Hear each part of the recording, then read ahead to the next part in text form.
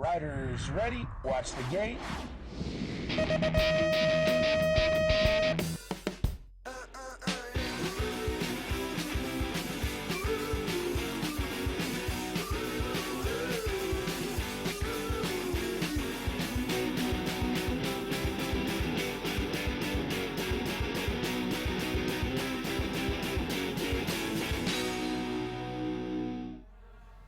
Welcome to the opening round of the 2015 UCI BMX Supercross World Cup Tour. We're coming live from Manchester, Great Britain with tonight's moto qualification race action. A lot of action-packed events will happen this weekend, but right now we're going to start out with those qualification rounds. 3 rounds for the top men and women that are trying to make their way into the big show tomorrow. And then later on tonight, we will have those time trial superfinals, top 16 from last year. They were automatically qualified into tonight's program for that super final. Top 16 for those top 8 for the elite women. They'll be ready to go racing. So let's get you a preview of what the track looks like here in Manchester. As you can see, this is a big burly track. There's been some changes since last year. Right up till here, it's all about the same. But as you can see, when the red arrow goes to the right, that's the elite men's track. A little bit bigger sections down this second straightaway, but all the big changes came down this third straightaway. A lot of the riders said this is the most technical track that they've ever been on. That third straightaway is a big part of it. They come around this last turn. They're aching to get to that finish line, but once they do, a successful lap around Manchester is just what these riders are looking for. Earlier in the week, we had Barry Nobles and Caroline Buchanan take the GoPros out on the track. Barry Nobles had that GoPro. He was up on the gate with Caroline. They got ready to give you a point of view of what it's like to ride this track here in Manchester, and it gets pretty burly. But remember, they're one rider on the track by themselves, single, one man on the women's side. One man on the men's side, one woman on the women's side. They're going around the track, and you can see how gnarly it really is from Barry's perspective. Coming into that second turn, this is where we said all those technical changes have happened on this third straightaway, and there's a bunch of different lines that you'll see throughout the racing weekend, and they get to that last turn. It's all the power down on the ground, trying to make it across the finish line here in Manchester for a full lap on the Supercross track.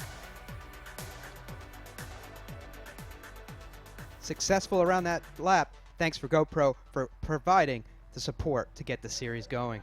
Well, as you can see, we're going to jump right into racing here, and it's a packed house, a packed track, and we're going to move right into a packed moto of elite women. And you can see right there, there is that start list. Qualification, run number 1, heat number 1. Obviously, the object here is to get out of these motos 3 times. The motos will be scrambled, so you won't see these riders racing each other throughout the evening. But the low points of the half of this group are going to make their way onto tomorrow's program, and the rest, they're going to be in those stands watching the racing. But as we get ready, here we go with the first lap of the 2015 UCI BMX Supercross season, Elite Women Heat Moto number 1. The gate drops, and it looks like it's going to be from the inside. It's going to be Diaz from Argentina jump into an early lead with Priest from Germany in that second spot. Holovakova from the Czech out there in third, but right now it's all about Diaz with a huge lead going around into that third straightaway.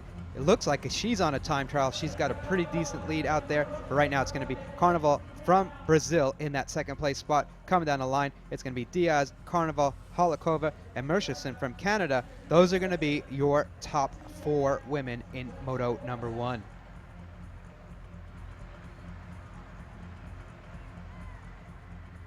Moto number 2 is going to be Elke Van Hoof, Seko, Hausman, Karlova, Sorova, Carnera, Jones, and Hill. Those are going to be your elite women lined up for their first run here at the Supercross grand opening for 2015 on the UCI BMX World Cup Tour.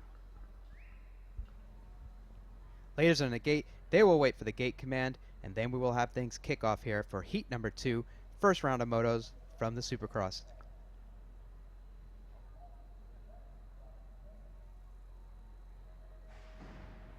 The gate drops, and from the inside, it looks like it's going to be Elke Van Hoof from Belgium with a good lead, but right now popping out of the middle, that's going to be the Russian girl, Surarova, that got herself out in front of Jones from Australia. So now this is a pretty good battle, but once again, the rider out front clean air is perfect for where she wants to go. She grabs herself a little bit of a lead, and the rest of the riders are chasing her around this track, but she gets through that third straightaway pretty smooth. She's out there by herself, and you'll notice the riders can ride a lot more natural when they have no one around them, but when we get, if you look in the back of the pack, there's a lot more swerving going on, a lot more focus. But right now, that Sarova from Russia was focused on that first place spot, then Huisman from the Netherlands, and then Van Hoof will be third, and then Jones from Australia in the fourth place spot.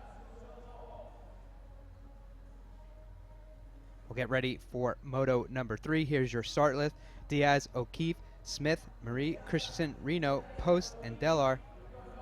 So the way this works is the top 8 women from last year qualified directly into tonight's Superfinal. As you'll see some big names here, especially Elise Post. She was injured in the early part of the year at this event last year. She wasn't able to compete until towards the end of the Supercross season, so she's going to be in those qualifying rounds. She's excited about it because she wants to get some race time, and let's go with the gate drop right now. So the gate drops, and it is Elise Post from the United States of America jumping her way all the way into the lead, with Christensen from Denmark in that second place, and then Christian Deller in the third spot.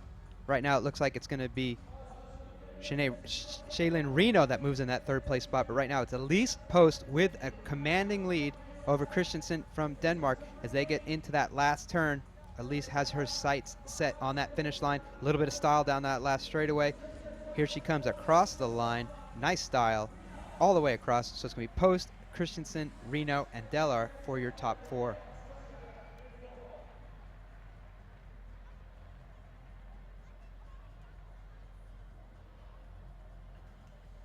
We'll get ready for moto number 4. It's going to be Green, Tushar, Ball, Shaves, Gonzalez, Reynolds, Duix, and Bois. They are lined up in the gate. Again, you'll see Lauren Reynolds from Australia, one of the big names on the tour, is in these opening rounds of motos. And so Charlotte Green from right here in Great Britain. Interesting moto to watch. But you have the young Canadian girl. She's done incredibly well last year. They're lined up on the gate, waiting for the gate call to start their first run here. Moto number 4 in Heat 1 of the Supercross.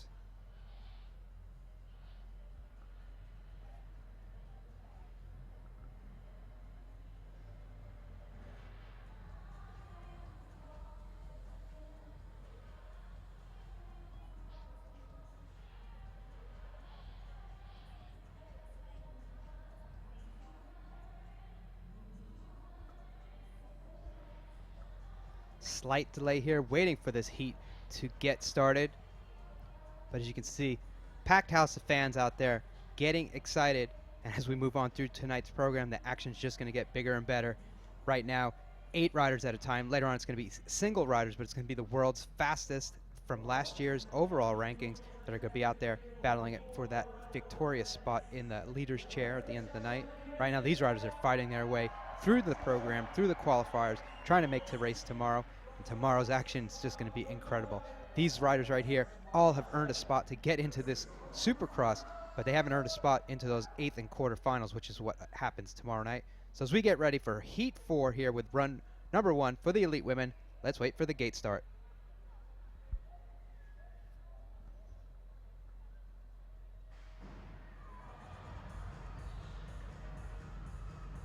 So from the outside, it looks like it's going to be Lauren Reynolds jumping her way into that lead. The Canadian in second, and then Bois from the Netherlands in that third place spot. Right now, Lauren Reynolds, she's coming back from an injury last year as well, hurt her knee. Right now, it looks like everything's healed up fine, but that young Canadian woman in that second place spot, once again, being quite impressive as she gets around the track in that second place spot. But right now, it's going to be Lauren Reynolds from Australia out with the lead. Tusher in that second place spot. And then Charlotte Green from Great Britain's battling her way, trying to get into that third place spot. She actually passes the Canadian girl right at the line, and then Bois from the Netherlands will be in that 4th place finishing position.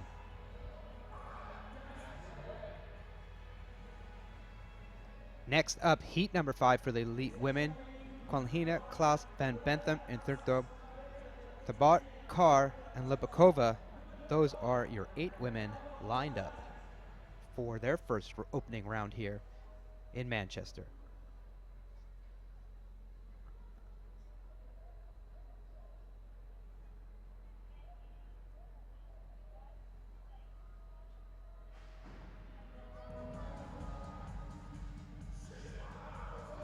So this is a great battle throughout the track. Quinn Holler from Brazil just got off the back of her bike just a little bit, but Bondarenko from Russia has got herself out there in a little bit of lead. She's a junior woman making her way and her presence known here on that Supercross circuit. Quinn Holler from Brazil, definitely one of the skilled ladies out there right now in that second place spot, trying to catch up with her. But right now it's going to be Bondarenko from Russia with the win here in heat number 5 in the first round of motos for the elite women. And it looks like Van Betham's going to make her way into that second place spot right in front of Quinn Holler, and then Anthony from France will be in the 4th place spot.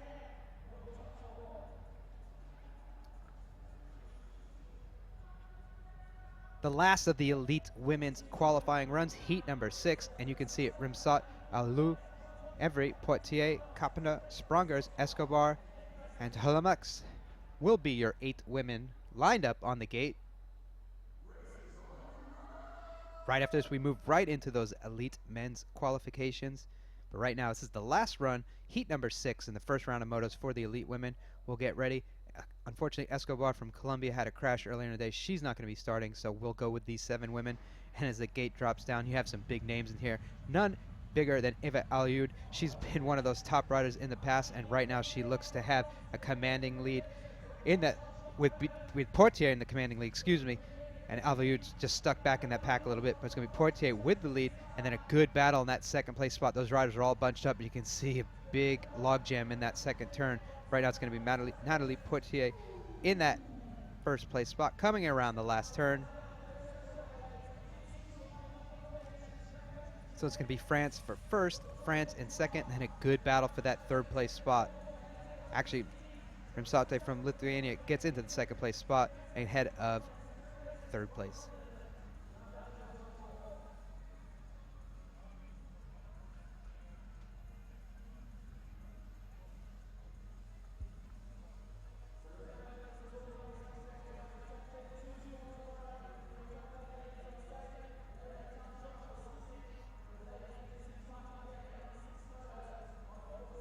So we'll get ready now to kick things off for the elite men.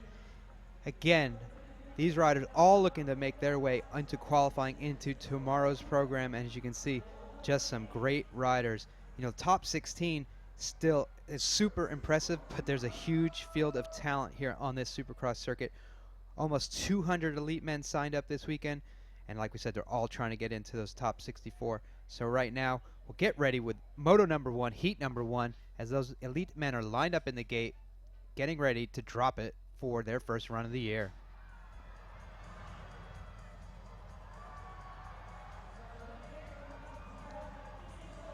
So Isidore from right here in Great Britain is ahead of Damien Godet in that 2nd place spot.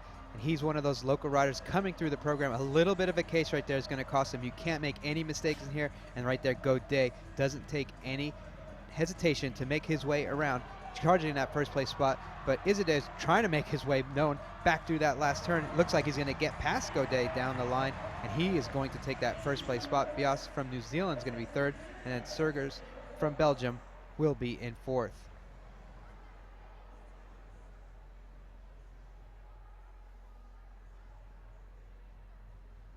A little bit of a crash there, unfortunately, for Brandon Reed from Canada going into that last turn. Luckily, he's able to ride his way through. He's got 2 more chances to improve his score, and we'll see how things work out for him, as he's going to be marked 6th. So let's get a word here from Isidore, right here, the local, with Lauren.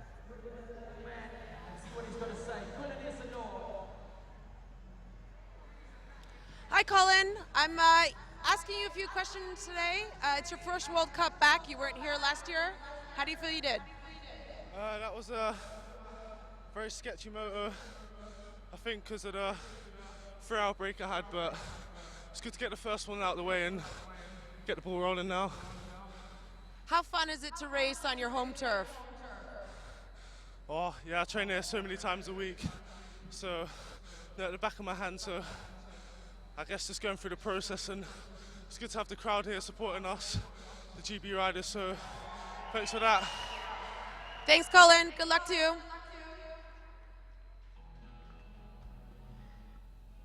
All right, we'll get ready for Heat number 2 in the first round of Elite Men's Racing here, and you can see the start list: Harmison, Matsushita, Lapraz, Cunning, Shippers, Freiswick, and Tommy Zula from the United States of America.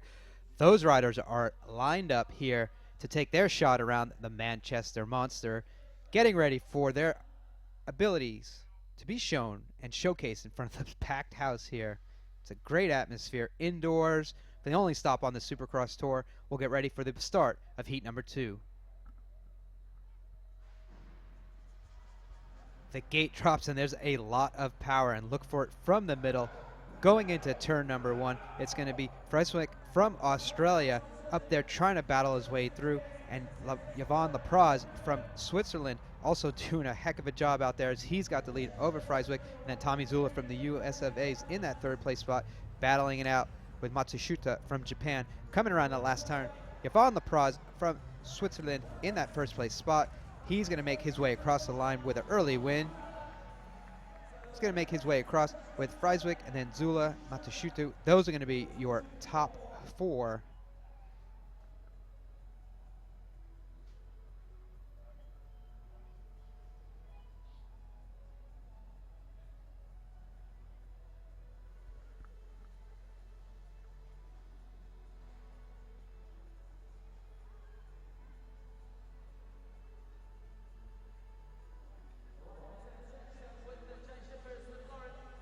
Hi, I'm here with Jay Shippers, and I just have a few questions for you. I just want to know, why is there so many fast young riders coming out from Holland? Well, yeah, I think we have a lot of talent in Holland, so it's good to ride everyone. And all the young guys come here in the Supercross and battle it out with each other. How long have you been in Manchester for? Well, we've been here since Thursday, but we have some practice sessions before a few weeks ago, so it's good. Thanks very much, Jay.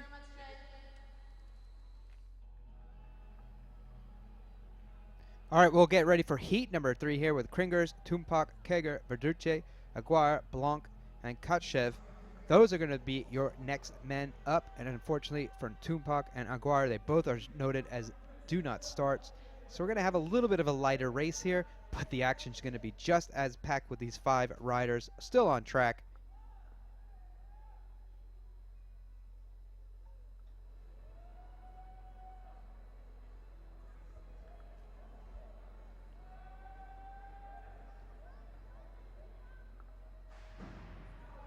The gate is down, and it looks like it's going to be Verducci and Kringers are really going to battle their way down that first straightaway. But Kringers from Latvia showing the power, but now he's in an all-out drag race with Blanc as well, and Blanc gets his way out to the front. Really digging in that turn 2. You can see him now going down this third straightaway, and you can notice a little bit of a difference. Different runs that can be done down that straightaway. That time those top 3 all went the same way down there, and you'll see some different techniques on that last straightaway as well, but it's going to be Blanc, Kringers, and Katshev, your top 4, with Verducci from Italy in that 4th place spot.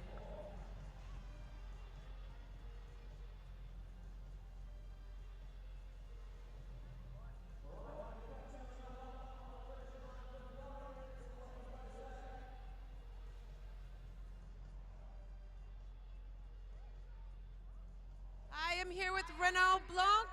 You made semis here last year. How do you think you're going to do this year? I'm going to do my best and try to reach the semi and hopefully the main event. What do you think about the third straight here in Manchester this year? I like it. It's hard, but I like track like this. Thanks, Renaud.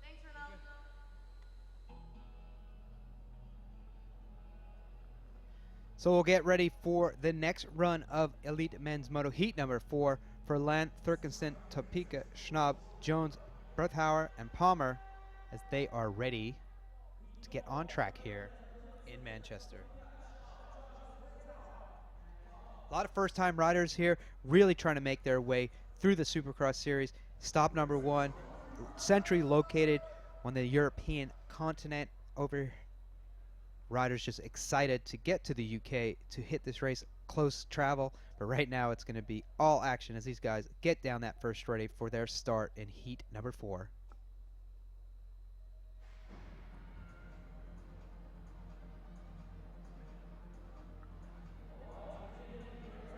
Trent Jones has been one of those riders that's been on the international circuit just doing so good.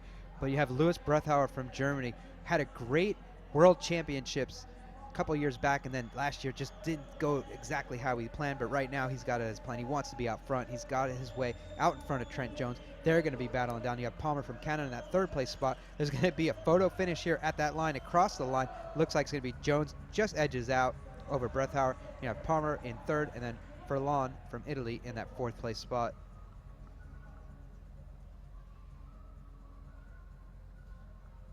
A lot of these riders might be the first time they've raced each other. These guys try to play off each other, knowing where each other one's going to go as they get through these races. But as things move on in the program tonight, the riders are swapped. They're scrambled throughout the rest of the night. So it's going to be interesting to see how those riders who have to work their way through the pack be able to come back. Well, we'll get a word here from Trent Jones from New Zealand. Let us know how his lap went for him tonight here in Manchester. How do you like the track here in Manchester? I love it. It's nice and technical, tight. Just not a lot of pedaling, but as long as you stay flowy, you get around quick. What do you think about the fans here in Manchester? They're great. They're nice and loud. Keeps you pumped. Thank you very much.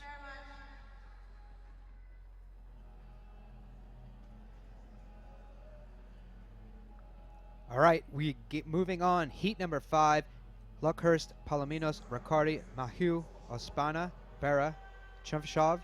Those will be your 6 riders because Romain Mahieu from France will not be a starter. Had a bad crash yesterday in practice, unfortunately for him. Tried to ride today, and he's unable to. But these other 6 riders don't mind that he's not here. They just want to get out front, be able to get in those top 4 spots, and we'll see how things work out as we get ready for the start of heat number 5 here in the first run of motos from Manchester. A lot of power in this moto. You see these riders all bunched up, but right as we get into turn number 1, it's going to be Riccardi from Italy who gets his way out in the front, and he has some clean sailing behind him. You just see those 4 riders are really close to each other. You can throw a blanket over each of them. But right now, Riccardi from Italy looking smooth through that third straightaway, gets his way into the last turn with the lead, just out in front of Palominos from Chile in that second place spot. A new name on the circuit as they come across the line. It's going to be Riccardi, Palominos, Luckhurst, and then Ospana from Colombia will be your top 4 riders.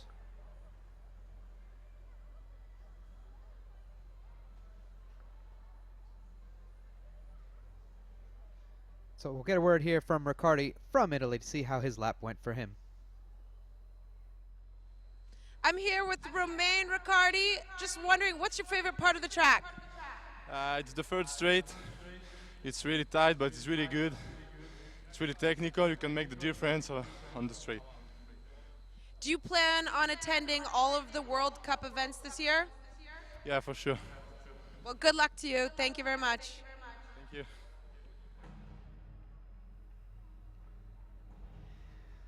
All right, we'll get ready for heat number 6. You see the start list. These riders are itching to go. And the fans are going bananas, as Javier Colombo would like to say. But we'll get ready with heat number 6 here in the first run of the Elite Men. A lot of new names here this year. But you see Raymond Vanderbees in number 121. He's in the gate, looking to stamp his way into tomorrow's racing. We'll see how things go as we wait for the gate to drop.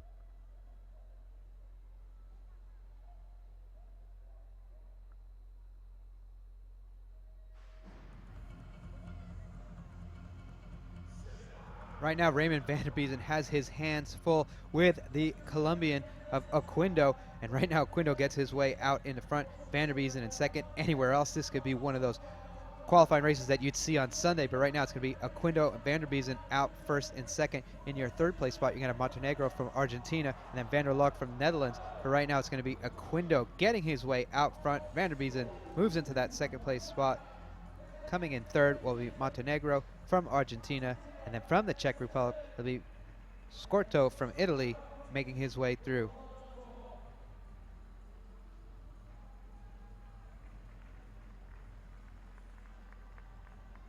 Unfortunately for Cristofoli, that last turn is unforgiving, and you can see right there, got the wind knocked out of him. Definitely wants to make his way back on the track if it's possible. But we have a great staff here. But we'll get a word here from Carlos Oquindo from Colombia in just a moment.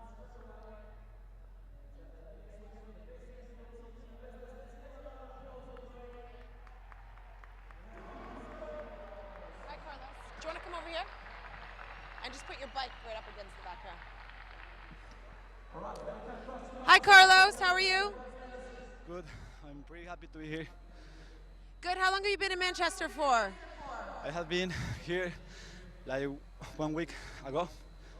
Were you happy with the last lap you just did? Pretty happy. Let's see what happens in the next race. Thank you so much, Carlos. Thank you.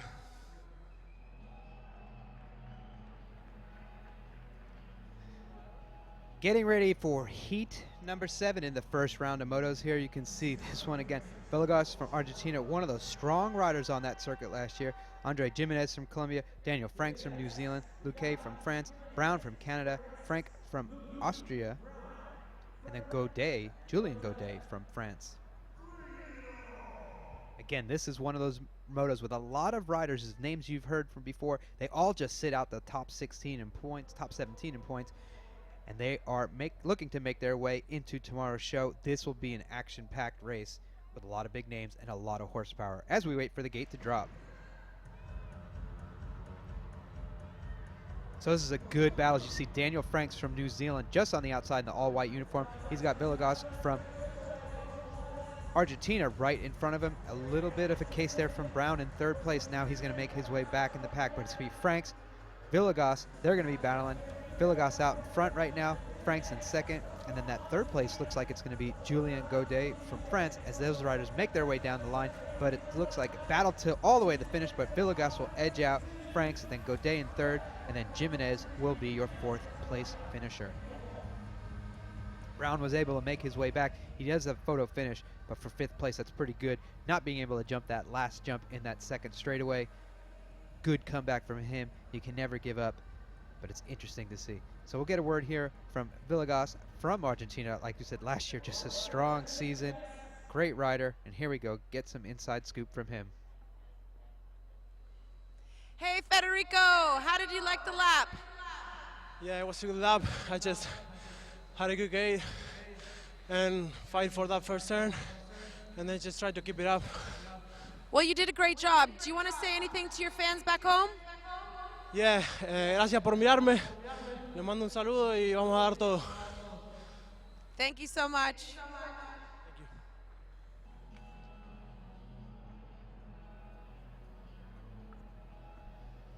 All right, we'll get ready here for the next heat.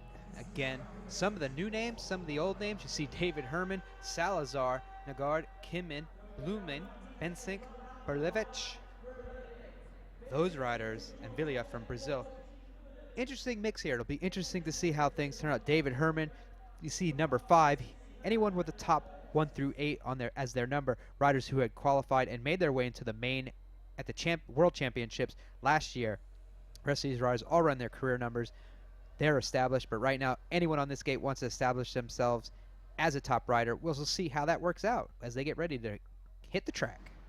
David Herman on gate 7. Looks like he's got a strong start, but you're going to see Nick Kinman, the junior world champion, make his way out in front of the lead right now, right in front of Herman. So it's going to be Kinman, Herman, and then you're going to have Sergio Salazar in that third place spot. He's just one of those riders that's super consistent in the top of the field. But right now, Kinman from the Netherlands, making his mark known in the elite men's class, coming from that junior class. He's going to be out in front of David Herman from the United States of America. It'll be Kinman with the first, Herman in second, Salazar in that third place, and coming across the line, it's going to be Vilela from Brazil in that fourth place finish.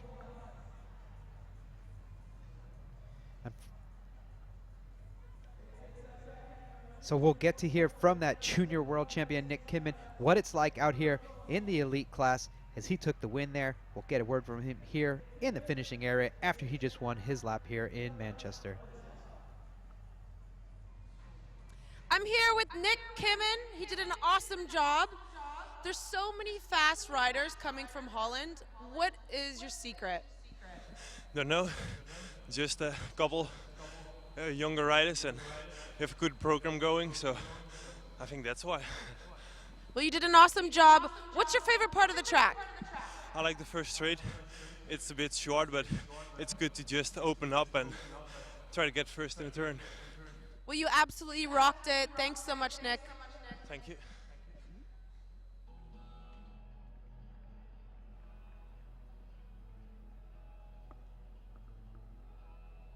Get ready for the next run here, heat number 9. You'll see some big names in here: Steven Cesar, Link, Peters, Homsch, Tanija, Mandermakers, Vanden Heiden, and Homsch. Interesting selection here of riders. Steven Cesar 943, one of the smoothest and most stylish riders you'll see to ride on a Supercross track. Let's see how things go for him as we get ready for heat number 9 in the first run of motos here for these elite men. Ready to go in the call. Stop number 1 in the UCI BMX World Cup Tour.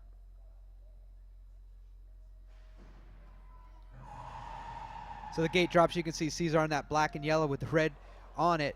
Accents are on fire as he comes through that turn 1. Lincoln Peters bump and bang bars coming out of that first turn. Right now it looks like it's going to be Steven Cesar. A little bit of an uncharacteristic move for him, a little bit of a case, and you see how far you go from first to fourth in any run here on the Supercross circuit. You get some great riders, but Cesar able to make his way back up, gets it into that third place spot. But right now it's going to be Link out there, I believe, with the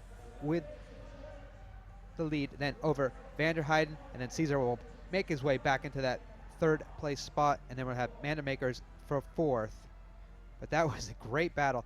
Just a little bit of a mistake. You see how fast those riders can drop back in the pack, and unfortunately that time for Cesar, he went from first to fourth, but he was able to fight his way and stay in the top 3, and the consistencies, that's what's going to be needed to move on into tonight's program.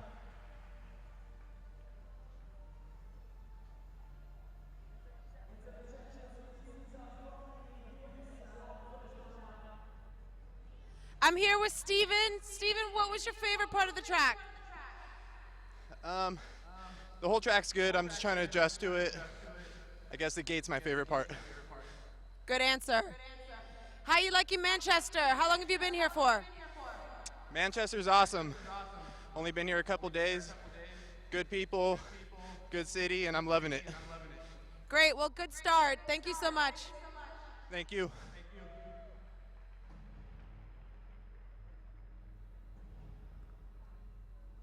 Next up, heat number 10 for these elite men: Dumaine, Rencule, Fantoni, Tugas, Dermon, Racine, Marquit, and Molina from Argentina.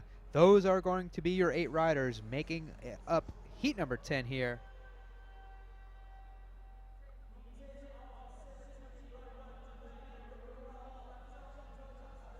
Highly stacked moto from France.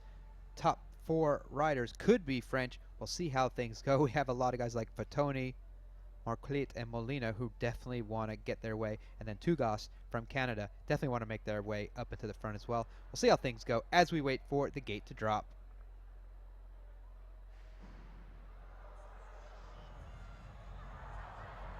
Power comes from the inside and the outside. Those 2 riders meet up. But right there, it's going to be Marlena from Argentina. Says, I don't care who's in this race. I want to make my way to the front. And he did just that. Looking super fast, super smooth through that second straightaway. Molina from Argentina over Dumaine from France in that second place spot. It's going to be definitely a good battle for those riders in second, third, and fourth as they're all chasing Molina from Argentina. You have Rencule in that third place spot, but right now it's going to be Molina with the win, Dumaine for second, Rencule for third, and then Racine for fourth. So we almost had that French sweep. If it wasn't for Molina, could have happened, but it didn't. And unfortunately for Tony and Marcotte, a little bit of a crash. Definitely not where they want to start out with moto number 1. They're going to have 2 more chances to try to get the low points. It's going to be tough, but it definitely can be done as those riders come across the line here in Manchester for the stop number 1 of the 2015 UCI BMX Supercross World Cup Tour.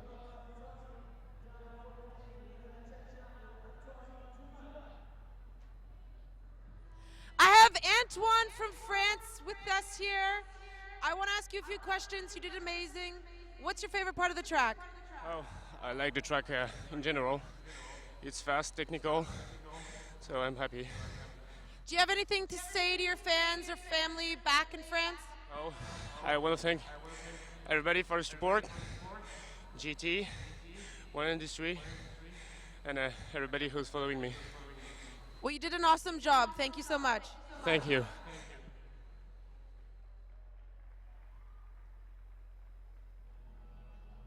Moto number 11 for these elite men. Definitely a star-studded field in this group of riders.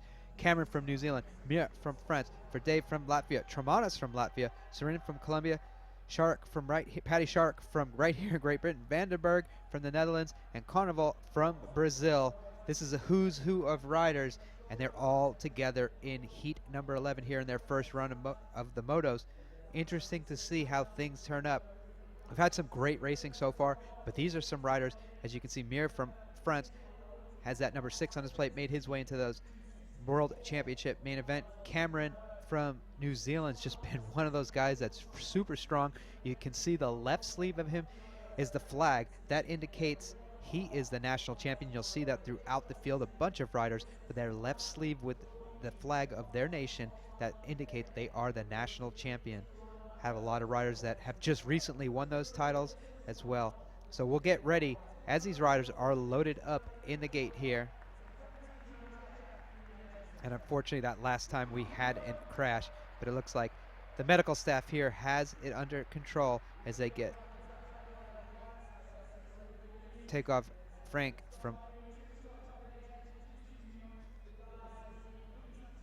makes his way off the track. Thumbs up means I hope to be back, but doesn't look like it's going to happen. But we'll get ready for these riders in heat number 11.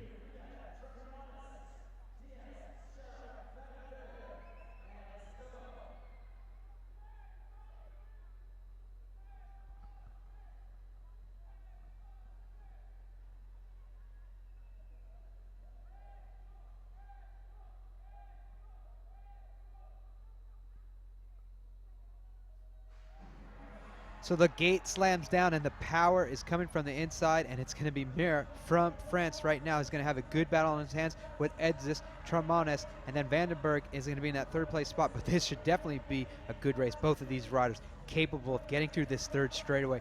Very technically fast and smooth. Right now, Mir's going to be edging out Tramanes as they go into that last turn. But Tramanes is a strong finisher. Look for him to try to make a move. But right now, it looks like Mir's got a big enough lead where he's going to cruise across that line in that first place spot. It's going to be Mir, Tramanes, Viede in third, and then Vandenberg from the Netherlands in fourth.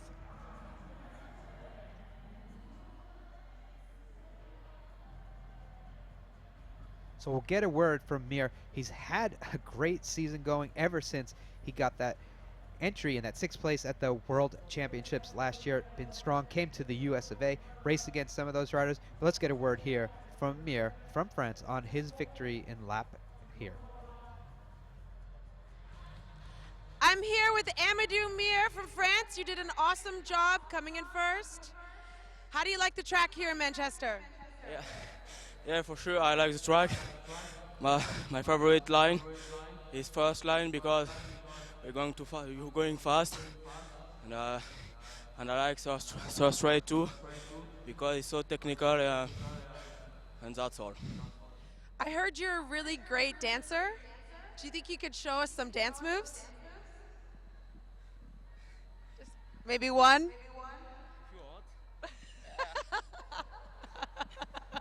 Thank you so much.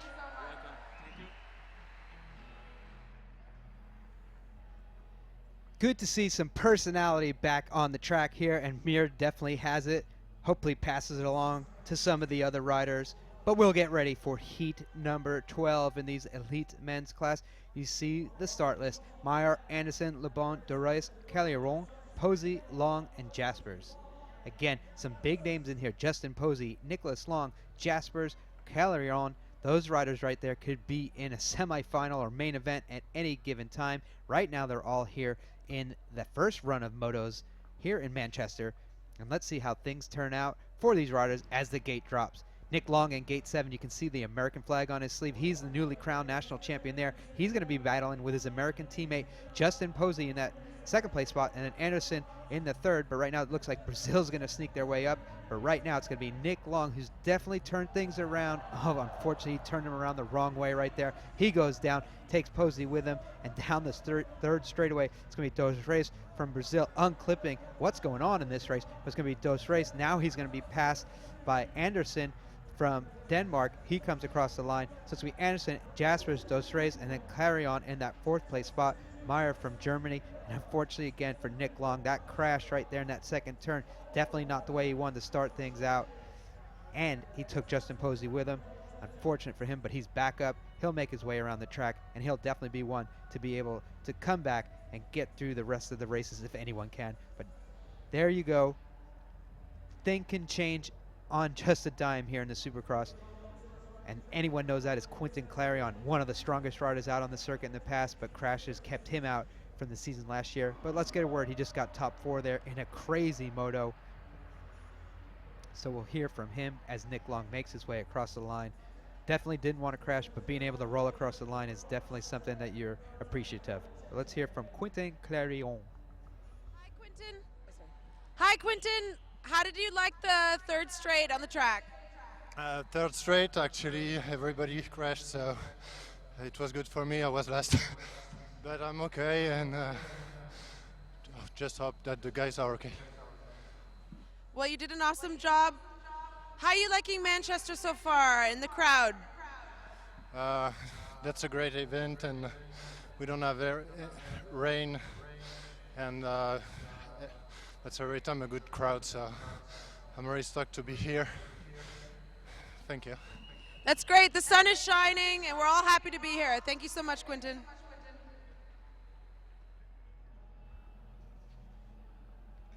All right. Exciting racing going on. Crashes. The fans are going nuts.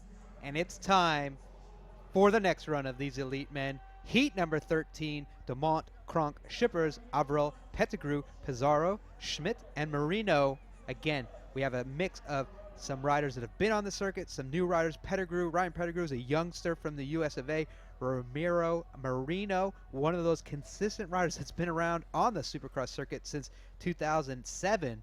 So look for him to try to break his way through here in the moto. Riders are lined up in heat number 13. Let's see how it goes for them as we wait for the gate call.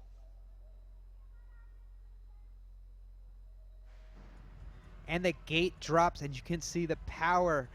It's just all over this lap. They're going to be big battling going into turn number 1, but it looks like it's going to be Dumont from Switzerland out there in front, and a good battle for that second place spot, as we're going to have Marino from Argentina making his way up to the front, commanding respect as one of the elders on this circuit. But as they come around, it's going to be Dumont from Switzerland with lead, Marino in second, and then Shippers in that third place spot, looking to make his way top 3. Definitely got that done. And then you're going to have Kronk from Australia that's going to cross in 4th.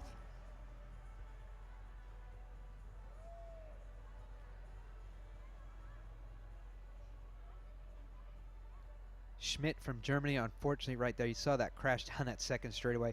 Definitely not what you want to start your day out with. Definitely don't ever want to crash on this Supercross track. This track is so tight, so fast, so technical. One little mistake ends your day, unfortunately, sometimes. And you just saw right there, Julian Schmidt, one of those best riders in the world. Small little crash right there. Definitely took him out. But we'll get a word from the winner of that match, that moto, Dumont from Sweden. Definitely be interesting to hear from him and how his lap went for him. Were you happy with the lap?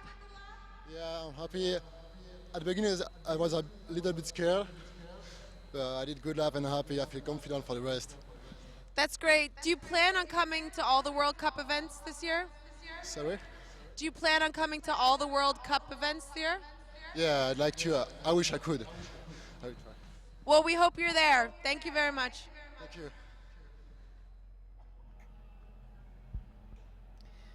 Moto number 14 is up next here.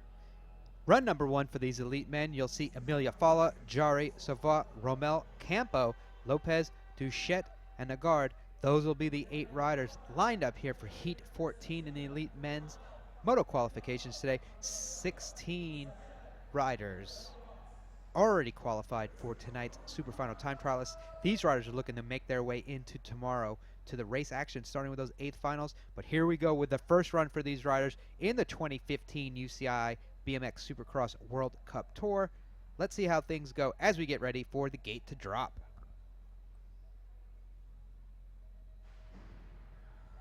Power from Emilio Falla from lane number 1 looks to be pretty incredible. He's pretty pipey, but it's going to be his friend Alfredo Campo from Ecuador that's going to jump into the lead. These guys love to ride together, and you can see right now, I'm sure they're super excited to be 1 and 2 going around this track. And then you're going to have the Brazilian Soaza in that 3rd place spot, but right now it's going to be Alfredo Campo taking the lead from start to finish out there with Emilio Falla on that 2nd place spot. And then it's a good battle for the 4th place spot. The Brazilian winds up in 3rd, and then Duche just edges out Rommel from the United States of America for that 5th place spot. Definitely some tight racing here. A lot of good opportunities to try to get through this third straightaway. It's so technically advanced. If you can get that straightaway nailed perfectly, you can make your way out heads and shoulders above the rest. But right now it was Alfredo Campo got himself the lead there. So we'll move right into heat number 15 with Patricio Colon, Neverstad, Webster, Slots, Hudson, Dodd, and Aguirre. Those will be the 8 riders here in heat 15 of this elite men's qualification rounds in Manchester for stop number 1 on the UCI BMX Supercross World Cup Tour. Riders are in the gate. Here we go with their first run, heat 15. Out of the middle, it looks like it's going to be Colin Hudson. Definitely is a way to try to edge his way up to the front, but it's going to be from Norway, Neverstad with the lead. Hudson's going to make himself known in that 2nd place spot, trying to jump into 2nd, and he's going to be battling with Colin from Australia. Now, Colin looks away to battle down that 3rd straight. Let's see how things work out. Definitely a spot where you can make a little bit of room. Right there, nothing happened. Neverstad definitely had a good lap going, still does, as he takes his way to the front of the pack in the front of the line with Colin in 2nd, Colin Hudson, the youngster, in that 3rd place spot, and then Dodd from South Africa in 4th. Dodd, it's good to see another rider come from South Africa to definitely put his stamp on the Supercross Tour. In the past, we've had some great riders, and right now, Dodd's going to make his presence known there from South Africa. So we'll move into heat 16. You see Bodie Turner, Lindbergh, Trey White, Gaff, Chappelle, Jaquez, Miranda, and Vanderweer. Those are your 8 riders, and again, some big names here. Bodie Turner from Australia, David Graff from Sweden, Chappelle. You can have Jordan Miranda, definitely one of those guys, youngsters to look out for. You can have Fernie Jaquez from the United States as well, and we'll see how things, but it's going to get big and loud here with Trey White if he makes his way out to the front. Number 3 from 3rd place at that World Championships. Right now he's boggled up in that lead because it's going to be Graff from Sweden. Got himself out front, but as you can hear the crowd going, it's going to be Trey White's in that 2nd place spot. Definitely going to be trying to stalk him. If there's anywhere he's going to be able to pass, it's going to be this 3rd straightaway because I'm sure he's got it wired. But right now it looks like Graff, definitely a good run going till right there. Unfortunately, it takes White with him, and around in that 3rd place is going to be Fernie Jaquez from the United States of America, another youngster coming across the line with the win. So definitely not what we expected to see here. A lot of crashes went down on that lap, so you definitely see Jaquez. Then you're going to have Chappelle from France. Trey White still gets up, gets his way into that 3rd place spot. Graff in 4th, and then Jordan Miranda in 5th. And you can see, unfortunately, for Bodie Turner, he's still trying to make his way around, and he's going to finish up, looks like, with that 7th place spot. Definitely crazy action out here on the Supercross track.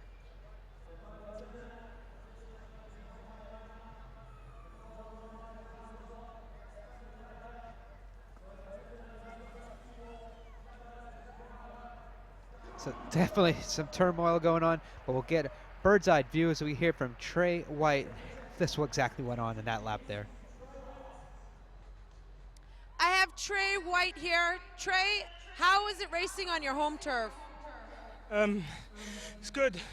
Crowd's amazing. What happened with the crash in the last turn? Someone just crashed in front of me and I couldn't get out of his way. All right, well, thank you very much, Trey. I appreciate your time. Trey White, always a fan favorite. Definitely the fans didn't want to see him crash, but you know, he's still got a top 3. Definitely not the way he wanted to start the day out, but a top 3 at any Supercross lap. Definitely a great way to start things off, even with a crash. As we get ready for the last of the elite men's qualification run here, heat number 17, Klashenko, Malish, Korea, Bar, Svab, Lastin, Upshaw, and Christensen. Some smooth riders in here, as you'll see, from Christensen and Jeffrey Upshaw from the US of A. One of the smoothest riders ever to grace a bike. Those riders are lined up on the gate here for their first run. Last of the elite men's first run of motos. We'll get ready as the gate gets ready to drop.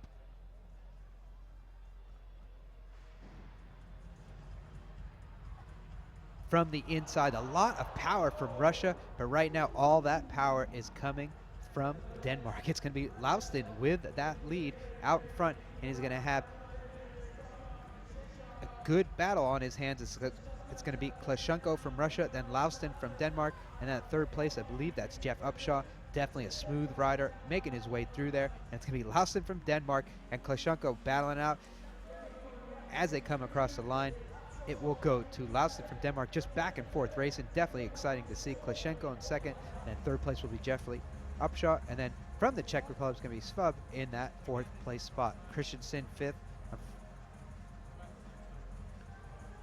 So that is going to be the first round of all of today's racing for the elite men and the elite women. We'll get a definitely get a word into here from the Denmark, Laustin from Denmark, to hear how his lap went for him. I'm here with Nicholas. Nicholas, how did you feel you did in that last in the last lap? Yeah, it was a good lap. Had a good gate and came in, and Russian guy came under, but I passed him again on the single straight, so that was good. Happy to start with a win. You did a great job. How are you enjoying Manchester so far?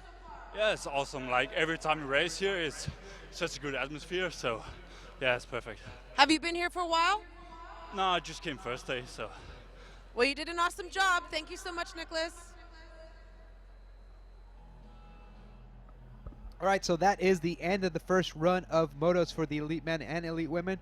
Get ready to get back up into the elite women's race action just a few moments here.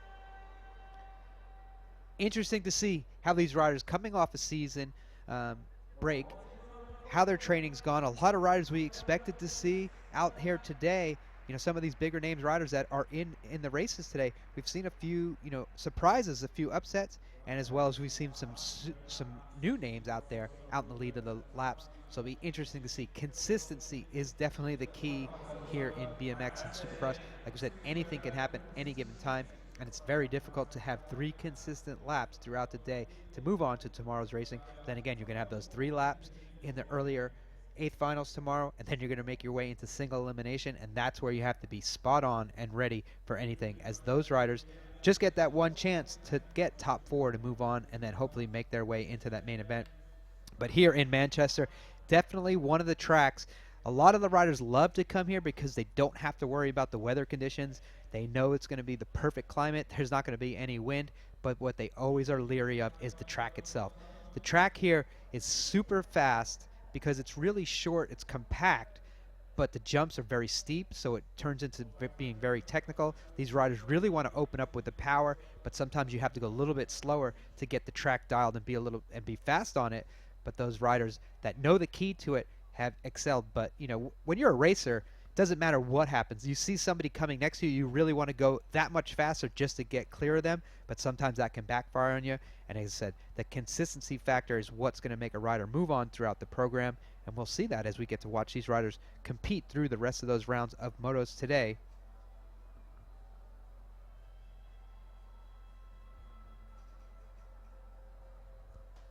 So get a little bit of track maintenance here before we get up to the second run of elite women.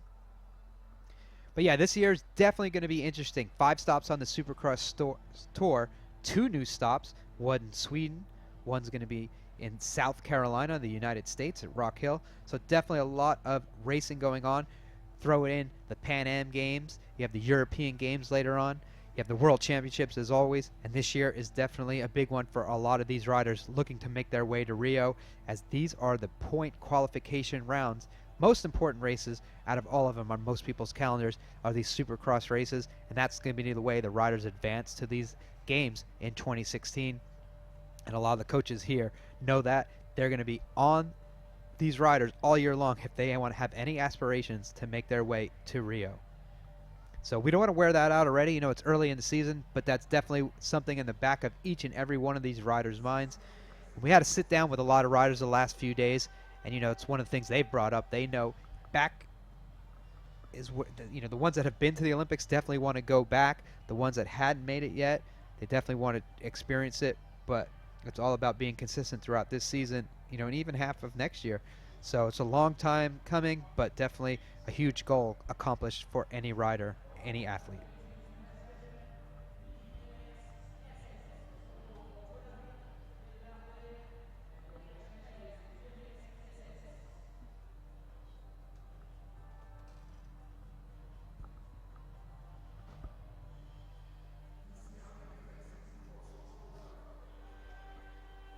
So have a good on-hand capacity crowd tonight. Tomorrow, from what I've heard, is sold out, so it's definitely going to be interesting to see and feel the difference in the atmosphere. But I remember last year, just things got pumping when the riders, especially from Great Britain, were out on course. But it'll be interesting to see how these riders react, because some of them, this is the biggest venue they've ever been to, and it's going to be the loudest.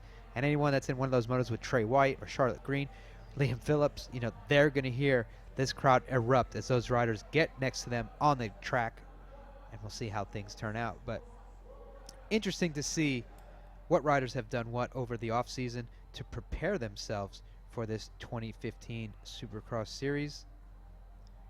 You can see a lot of new names and a lot of old names coming back onto the course.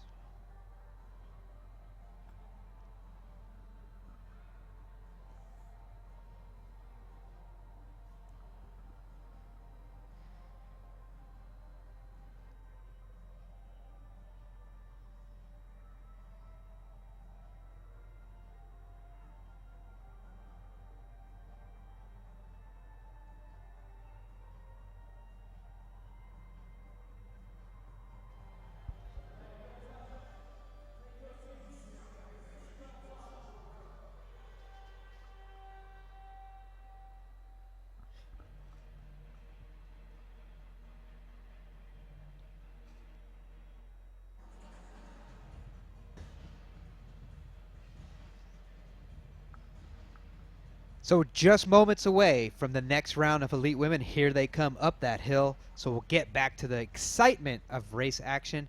These ladies make their way up. Again, this is going to be the deciding factor for anyone who had a slightly off first lap. You definitely need to step it up in round 2. And you know, that third round, they'd love to say it's the heartbreak round for riders that don't make it. But second round's really important for anyone who had a bad lap, as well as the riders who were consistent and up in front.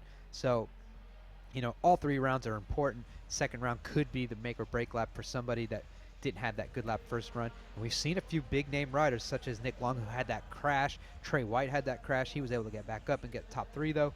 But still, top 3 is not safe, because when you're with the world's fastest riders, anything can happen.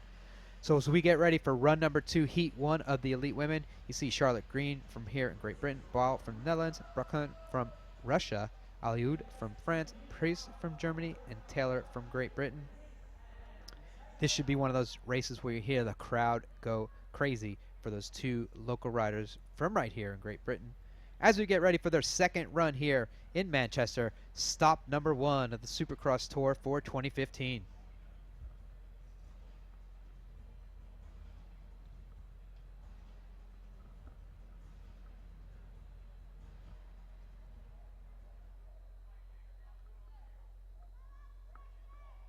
Here we go with the gate call.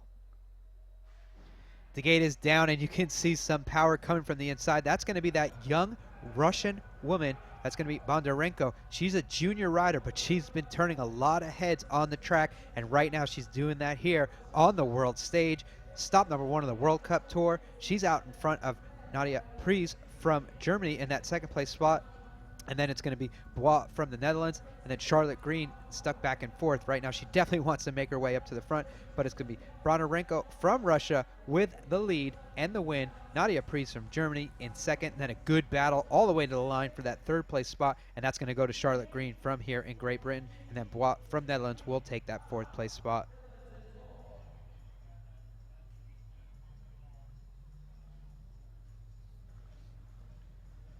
So we'll get, it's interesting to get the insight from these riders as they cross the line. It's definitely going to be good to hear from Charlotte Green. She's from Great Britain. She trains here all the time, and the crowd's probably going to go nuts for her. So let's get a word here from Charlotte Green from Great Britain, third place in the second lap.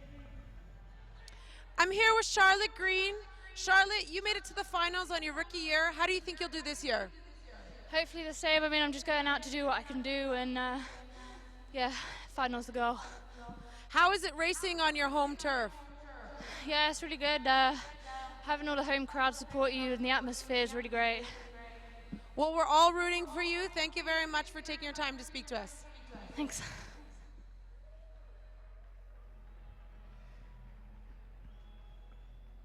Second run of motos for the second round in these elite women. Definitely, again, another stacked race of talent. Those riders making their way up to the hill. Maybe. Maybe not.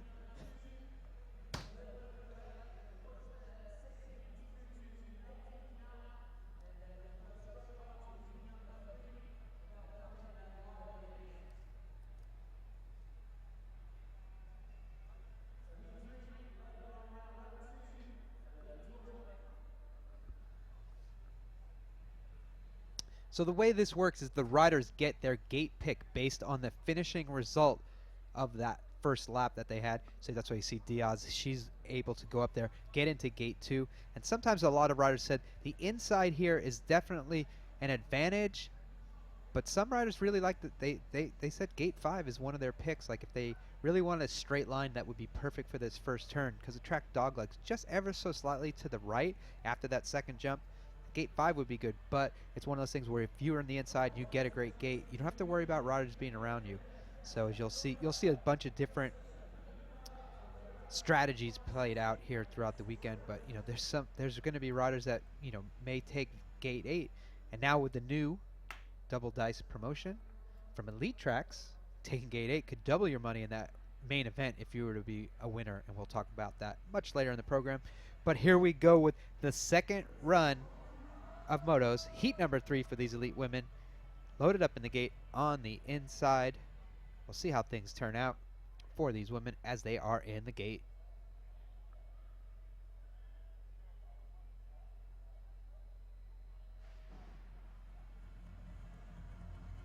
So from the inside, it's going to be the Dutch rider Huisman with an early lead and definitely jumping her way into the front, but it's going to be Van Betham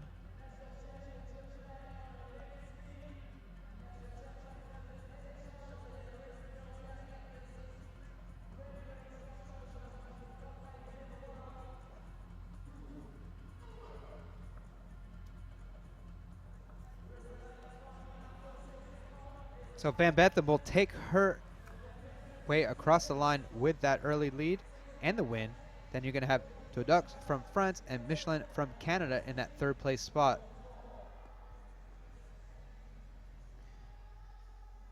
So sorry about that. There was just a jump of the motos. Somehow monitor shows Moto 4, but this was shows monitor. That was actually Moto 4. Moto 3 was shown because Moto 3 hasn't been run yet. Might have been a rider with bike technicality, but we'll get a word here from the person who had no technical differences, Marley Van Betham, winner of that last lap. Hi, Marley. You did an absolutely fantastic job. You just smashed that course. It seemed so easy for you. Was it easy as it looked? Not really, but I got the track dialed in, and it's just a gate. It's a little bit of a problem for me today. But I had a good gate and could finish first. Yeah, you absolutely rocked it. Do you love the course in Manchester, and how do you feel about the third straight? Oh yeah, I love this track. It's really smooth and fast. And I love the third straight. It's really technical, and it suits me. And well, you rode it like a champion. Thank you so much, Merle. Thank you. Always interesting to hear what Merle Van Bentham has to say. One of those top riders on the Supercross tour. Definitely good to see her out there with that win. So we'll get ready for heat number 4. Second run here. Christensen, Reynolds, Delar, Sarova, Hill, Kapta, Carnival, and Hemlasek. Those are the riders getting ready for their next chance here on the Manchester Monster Supercross track indoors. Fans are pumped, getting ready for Heat 4. Let's see how things turn out as the gate drops. From the inside, definitely a lot of power from Russia, from Denmark, and from Australia. You see Lauren Reynolds gets the edge right there. She gets her way from third to first by clearing that jump. She airplaned it just a little bit, ever so slightly, so she didn't bonk it. But right now she's bonking the competition. She's out there with the lead. Out in front, you're going to have Sarova from Russia in that second place spot. Then Christensen from Denmark's in third. Definitely a powerful lap here by some of the best ladies in BMX. Great battle in that second place spot. Right now it's all about Lauren Reynolds with the win. Second place looks like it's going to be a photo finish. Then you're going to have Hill from New Zealand in that fourth place spot. But we'll see how things turn out for second place overall. Unfortunately there for number 51. That's Christian Deller from Australia. Definitely not the way you want to finish a lap.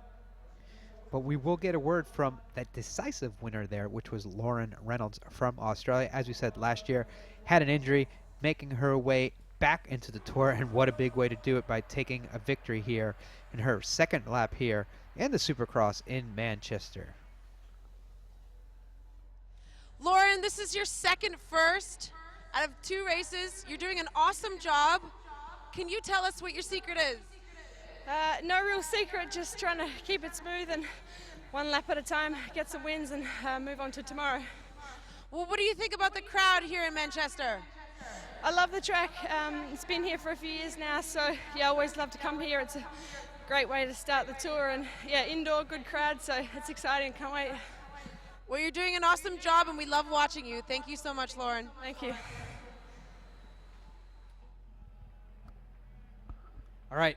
Interesting to hear from Lauren Reynolds. I know she's so excited to be back on track. That injury that kept her sidelined for a lot of last year, she definitely was able to focus in, get things done, and by those wins so far, she's definitely had the opportunity to get back up onto top. So next up, heat number 5 for the elite women. Elise Post, Portier, Reno, Jones, Gonzalez, Quinhala, and Van Hoof. This is a powerful lap out there with a lot of the fastest ladies in the world in these qualifying runs. As we said, those top 8 women from last year, they're automatically qualified, so this is almost like 9th and above in the points. But right now you'll see one of the fastest ladies you'll ever have seen to grace a BMX bike, and look at that style going into turn number 1. It's going to be Elise Post from the US of A in front of Quinhala from Brazil right now, but Elise Post is just smashing this moto and definitely putting the power out. And just look at that lead. Shaylin Reno from the United States has made her way around Van Hoof and the rest of the pack, but right now it's going to be all about Elise Post with a win. Just look at that style, control, power, all the way to the line. Elise Post with the win. Second place will go to Van Hoof from Belgium. Then Shaylin Reno with that third place. And then Gonzalez from Ecuador will be in fourth. Magali Portier, number 50 right there from France. Definitely not the way she wanted to end that lap up. But, you know, she made it away. She made it around. And she's able to get back for that third run. So we'll see how things work out for her. As those women, that was just a super fast race. And we will get a word from the fastest woman in that lap right there. It's going to be Elise Post from the United States of America. Let's get a word from her on her performance. I'm here with Elise Post. You just came in first. You're one of the favorites for this weekend. How are you feeling going into the event? I've had a lot of fun. We had a little extra training last week here, and just coming into the season healthy and fresh and excited. What do you think about the course here in Manchester? It's definitely a tight track, technical, but I think it's going to make for some great racing and put on a good show. Well, you did awesome on this track, and we love watching you. Thank you so much. Give it up for Elise. So Elise Post, just always positive, always smiling, and you definitely would be smiling ear to ear too if you just took on one of the toughest Supercross tracks and walked away with a victory. All right, we'll get to heat number 6 here, the last of the elite women's run. It's going to be Marie Carr, Ashana Seko Klaus, Halikova, and Hershine. Those are your 8 women looking to make their way around the track. Definitely a young group of riders right here. So we'll see some new names out in front as we get ready to drop the gate for these elite women. From the middle, it looks like it's going to be Amanda Carr from Thailand.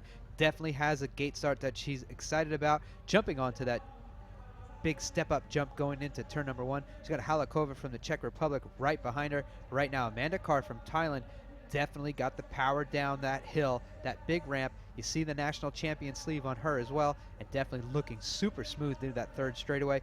A little bit of a pull there from Halikova from the Czech, but not enough to get around Amanda Carr. And it doesn't matter how much you win by, it's just a win. They're going to battle all the way to the line. It looks like Amanda Carr stretches for the win right at the line. Halikova in second, and then Marie from France in third, then Klaus in that 4th place spot from the Netherlands. So good run there from those elite women. Definitely a great run from Amanda Carr, taking it to the front. Definitely excited to see that talent from Thailand to make her way up to the front. And we'll get a word with her to give her insight on how that lap went for her.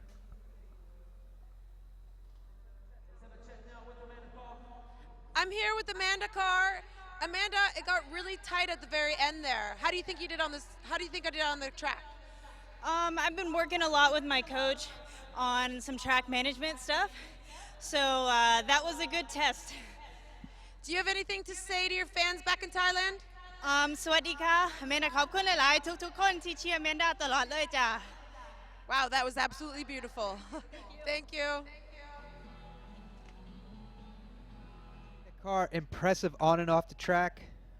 Definitely love to hear that Thai language spoken so eloquently. Sometimes I need to speak a little bit more eloquently, but we will get back to that missing moto throughout the race that threw us off.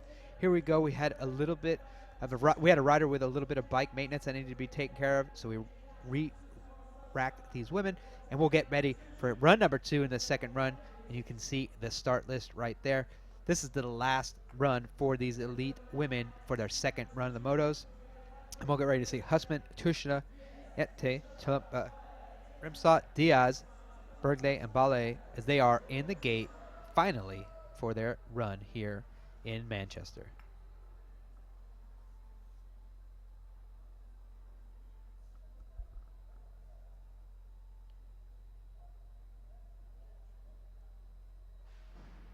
The gate slams down, and it looks like it's going to be a who's who of BMX to get that line. Tuxer, unfortunately, tried to get over that first jump, and unfortunately she goes down. But it's going to be Atene from France. Looks like she's going to have a little bit of lead over Husman from the Netherlands, but it's going to be a good battle as the other French rider has got her way up there. Husman from Netherlands will have the lead now coming around that into that last turn, but we're going to have Etene from France in that second place spot, and then Rimsot in third from Lithuania as they go down that last straight. And that looks like how things are going to finish up for those elite women, with Husman in first, Etene in second, Rimsot in third, and then Burbridge in that 4th place spot.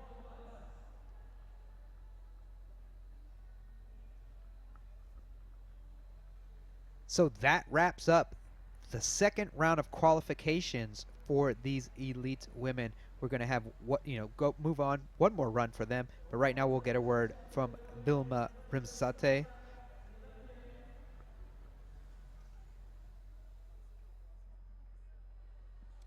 Hi, Vilma. You did a great job. Can you tell us how you did on this track? It's pretty hard. I had a few bumps with other riders. There was one rider who crashed after that step up, so I kind of caught up into her a little bit. So yeah, it's a hell of a ride. Like, you always have to watch out. Do you think you're going to come to all the World Cup events this year? No, I'm missing Papendal for sure. As for the rest, we'll see. Why are you missing it? I have a wedding to attend. Well, we're going to miss you there. But anyways, you're doing great now, so thank you very much. Give it up for Vilma. Thank you. All right, we'll get ready for the second run of elite women.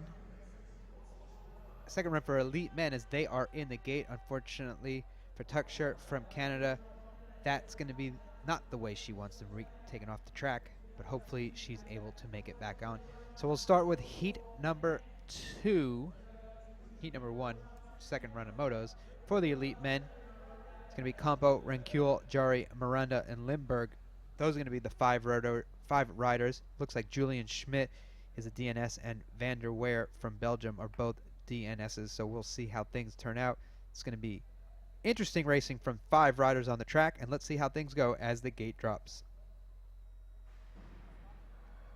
So right now it looks like it's going to be Jordan Miranda who gets himself out in the front of this small pack of riders. He's going to be right out there in front of Rencule. They're going to be battling side by side down this second straightaway, and nobody wants to get behind anyone here in the third straightaway because you definitely don't want to be behind someone that doesn't have this line perfect, and it looks like both of these guys actually have it pretty smooth. Jordan Miranda airs it out through there. Definitely want to be in the front, and Rencule is right there. He's going to take the victory with Jordan Miranda in that second place spot. And then it'll be a good battle for that third as well between Jerry and Limburg, with Jerry will take that third place spot.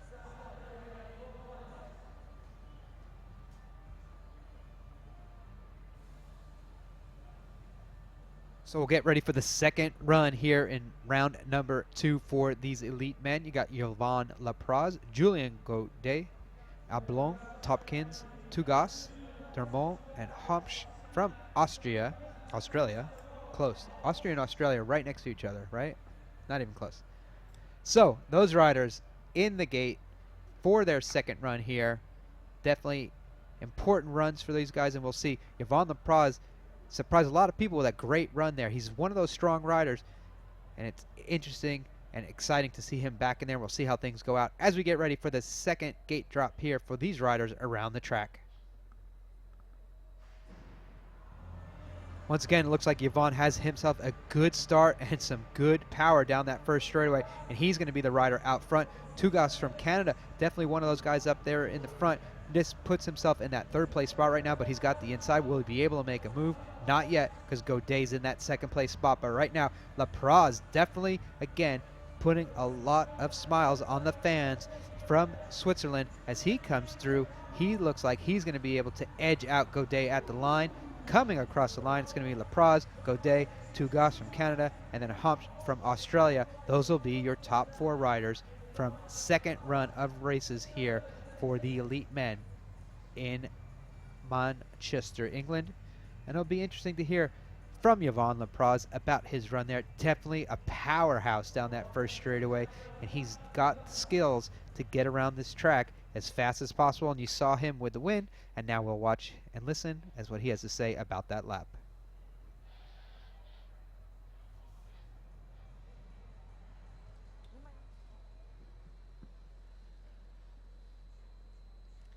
How did you feel about the last run? It wasn't too bad. I think I have a few things to improve for tomorrow, which is good to have room to improve. What do you want to work on? I need to be a little cleaner on the track. My gates haven't really been on point today. So yeah, track and gates. Track and gates. Well, thank you very much, and we're hoping for you for the next round. Thank you.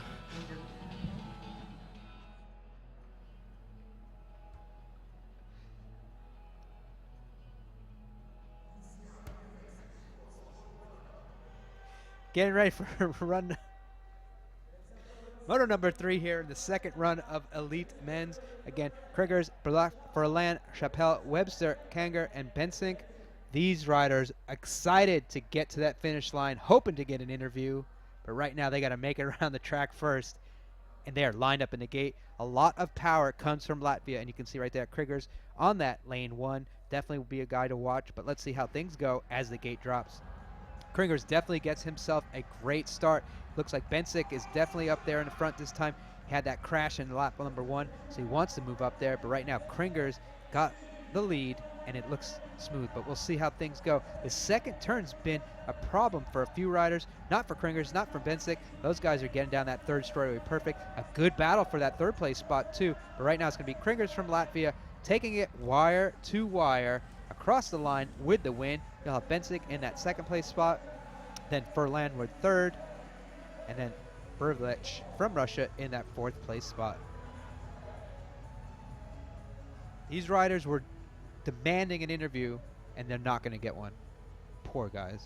But that just means we get back to the race action that much sooner. Heat number 4, Demont, Franks, Bias, Pettigrew, White, and Frank. Trey White had that crash first round, still got that third place. Interesting to see. Daniel Franks was up there in the lead as well in his moto, so we'll see how things turn out as we get ready for the second run for these riders. Heat number 4 here in Manchester for stop 1 on the UCI BMX Supercross World Cup Tour.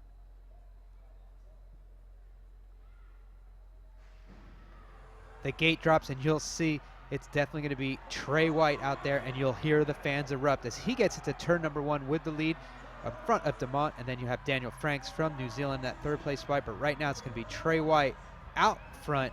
Definitely wants to get through turn number 2 smooth this time, and he did. And look how smooth he gets through that third straightaway.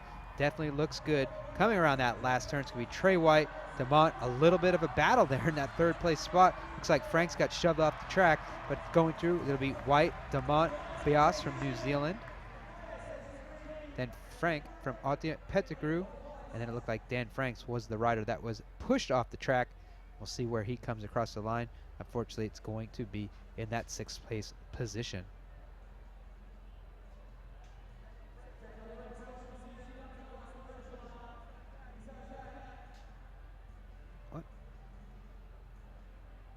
Get ready for heat number 5. Jeremy Rommel, Andre Jimenez, Thurkinson, Nagard, Verducci, Aguirre, and Berra. Those will be your 7 riders here in heat number 5 in their second run around the track here in Manchester.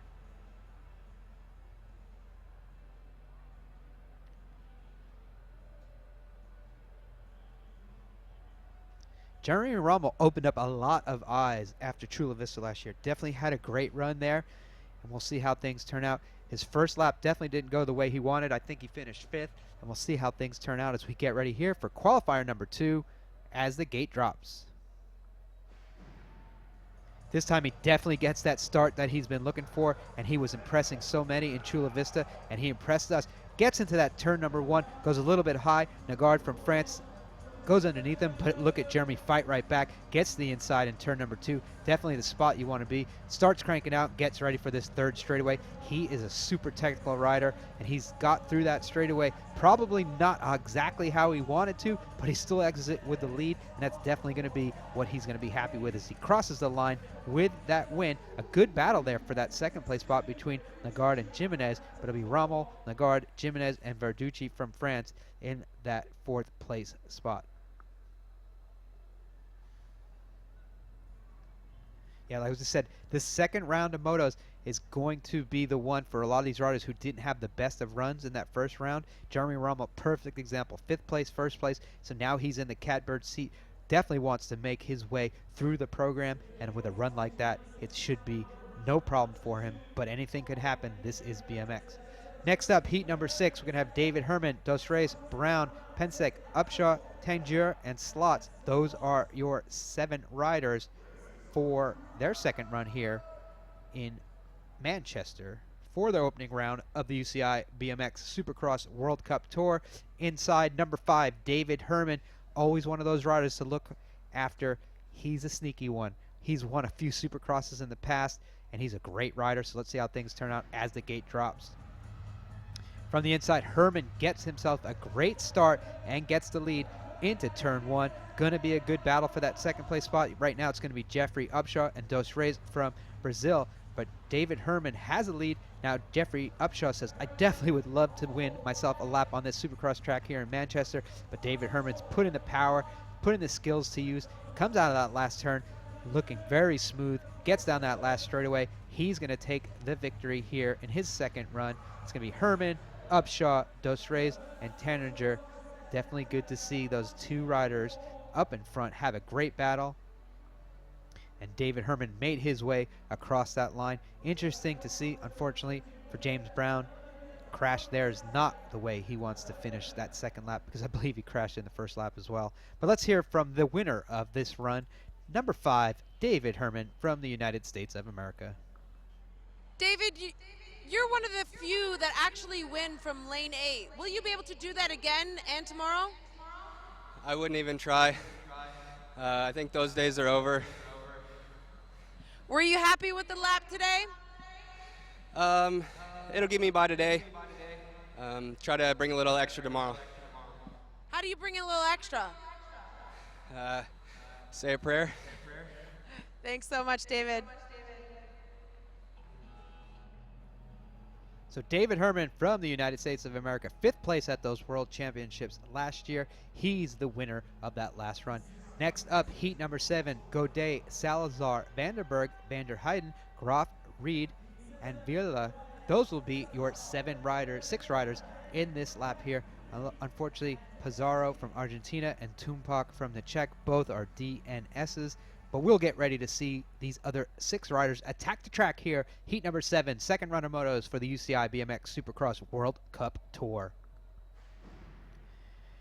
The gate drops, and it's definitely a great drag race. We have almost 5 riders abreast going into turn number 1, and right at the end, it's going to be Graf edges his way out to the front. He's definitely been on a good run. You're going to have Salazar in that second place spot.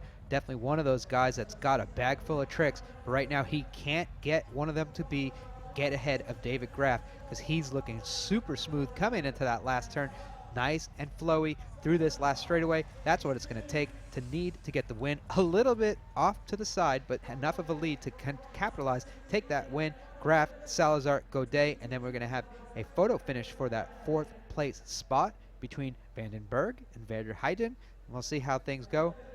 But David Graf definitely has had some good runs here. That was the best of them so far. Let's get a word from here and see how he feels with his lap here in Manchester. I'm here with David Graf. David, do you still ride mountain bikes, or is it only BMX these days? I'm focusing on BMX, so it's all in now. Well, we definitely see that. How do you feel you did in the lap? Yeah, this lap was definitely better than the first one. I had a big crash on the 3rd straight, but leading both laps out of the first corner is doing good for me. Well, you did an awesome job. Give it up for David. Thanks. So David definitely excited about getting that perfect lap down. It was just an edge off that finish line, but definitely first place no matter what. You'll be happy walking away. We'll get ready for heat number 8, second run. We have Tremonis, Cesar, Palamins, Anderson, Lopez, and Bukak. Those are going to be your riders out there. Again, 7 riders. Definitely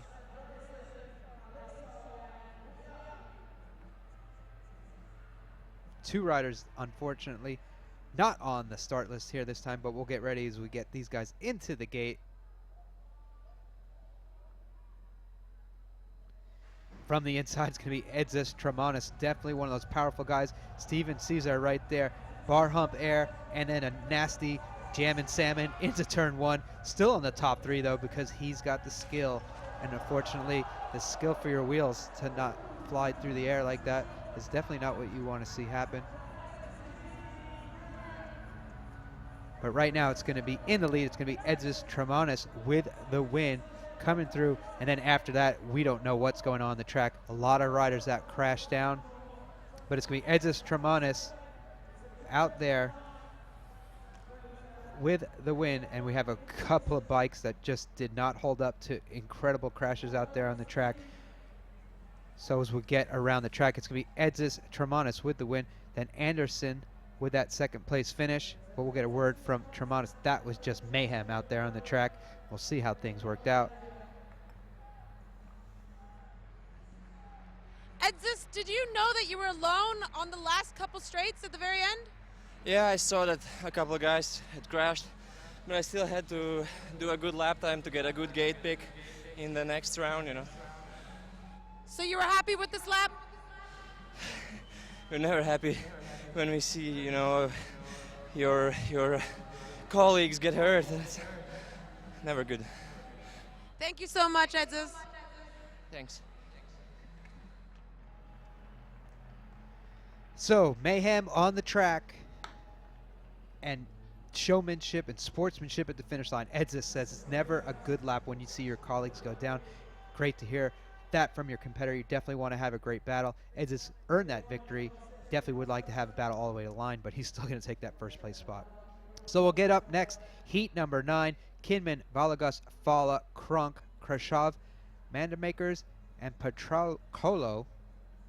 Those will be your 7 starters. Bear from Germany, unfortunately, will not be starting in this run here. But those will be your 7 racers out there. We'll see how things go. I think we're still may have a rider down on the track from that last lap. Definitely some crazy race action down there. These guys are in the gate. But young Nick Kinman, you see there, number 313. He was a junior men's world champion. And now he's up here in these in the elite men's class. He's actually won a race already this year on, I believe, on the European race circuit. So interesting to see him now mixed in with these elite men. It'll be a definite test of his skills tomorrow if he advances on into the racing action, as we'll get into those 8th quarter, semi, and then main event races tomorrow. Definitely exciting to watch. As we said, those 8th finals will be 3 qualifying laps just as we see now, and then they will go into single elimination. Later on tonight, we'll have those Superfinal time trials, but right now let's get to heat number 9, their second run here in Manchester, and see who can make it around the track the fastest. From the inside, it's going to be Nick Kinman. Look at that power as he puts down. Definitely smooth. Going into turn number 1, you can have Amelia Fala once again from Ecuador up there in the front of the lap. Definitely good to see that. He's going to get passed over going into turn number 2. That's going to be Krunk from Australia, but no one is going to be able to pass young Nick Kinman as he's making his mark known here in the elite men's class. What a lead all the way around the track. He's going to take the victory once again, second time for today. Then that second place spot will be Krunk, and then Makers from Netherlands, and then Fala will be 4th overall in that lap. Definitely consistent for Fala, but no one's been more consistent than Nick Kinman, as he's got 2 victories under his belt right now, and he's looking to easily move on in the program. Next up, heat number 10, we have Naverstad, Iquela, Bloomman, Humsch, Cameron, Long, Avril, and Svub. Nick Long had that crash. He had a great run going in his first round of motos. He crashed coming out of the second turn, and he was, came back, had a bad result, and this is where Nick Long will definitely shine if he has it at all today, and it looked like he did in that first lap.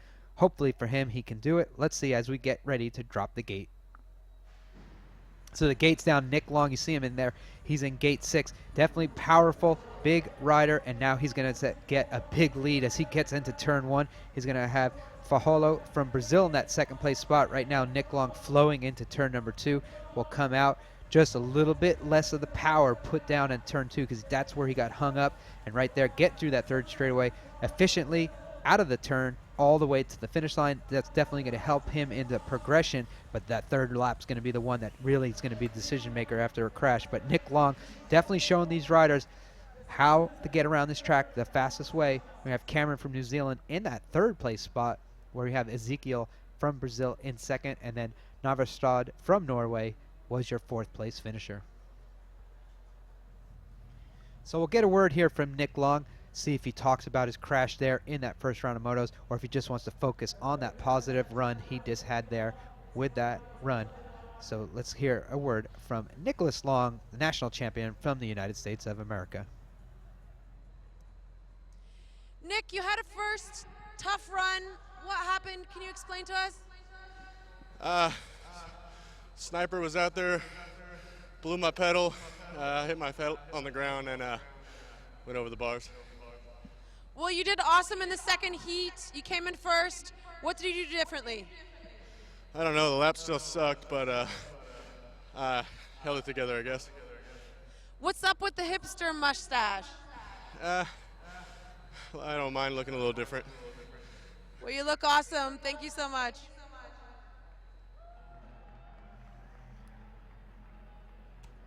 I don't even know how to follow that up. But Nick Long, national champion, if he wants to be a hipster, let it be, because he is an individual and the fans love him. Heat number 11, elite men, Dumont, Rosen, Christensen, Dodd, Scarito, Meyer, and Posey. Posey as well had a bad crash in the first run. He was behind Nick Long when Nick unfortunately had that incident and crashed. So Justin Posey's another rider that's really going to have to make this second lap count for him if he wants to progress. As we get ready, these riders are in the gate, just waiting on the gate call for their second run here in Manchester for the first stop of the 2015 UCI BMX Supercross World Cup Tour. The riders down, and as we said, the guy who needed it is the guy that's putting the power out. Justin Posey from the United States of America, Dodd from South Africa. Once again, interesting to see him out front. A little bit of an overjump there. He's still able to carry up that speed and stay in second, but no one can keep up with Justin Posey from the US of A. He's going to come around this time, redeem himself for that crash that he had with Nick Long in his first run. Right now, Justin Posey takes the victory. Dodd's going to get that second place. It's going to be Christensen from Denmark in third, and then Dumont from France in fourth. But definitely a great run when needed from Justin Posey.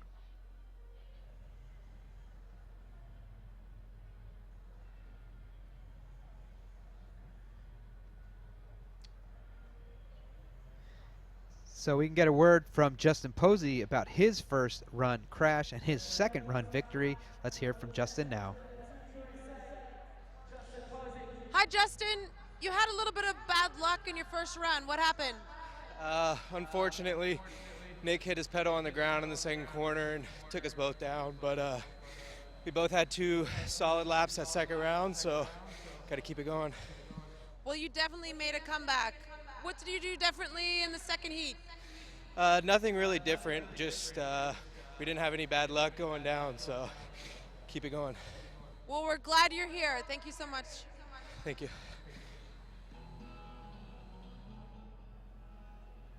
Justin Posey being positive Posey. We'd love to see that, making his way around the track with the lead, making up for that bad first run. So Heat 12 will have Blanc, Charac, Mir, Zula, Cunning, Lagarde, and Marquardt. Those will be the 7 riders on track this time for Heat number 12 in the second round of motos here for these elite men. Number 373, Blanc from Switzerland. Definitely had a good run in there.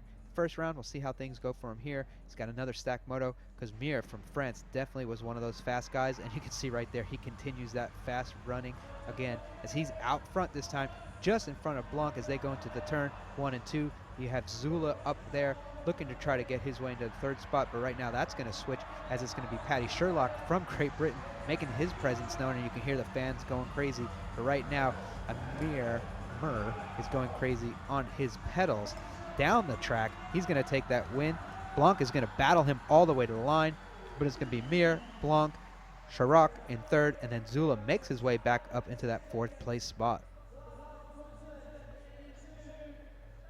Definitely a great run there again from Mir. Blanc definitely stepped it up, but Charac from right here in Great Britain, also another incredible lap from one of the fast guys here in Great Britain. We'll get ready for heat number 13. Molina, Kalan, Montenegro, Laustin, Hudson, Matsushita, and Lookhurst are your 7 riders lined up in the gate for their second run here. Heat number 13. Lucky number 13 for someone, because there will be a victor in this moto as they are lined in the gate here for the first stop of the 2015 Supercross World Cup Tour in Manchester. Let's see how things go as we wait for the gate to drop.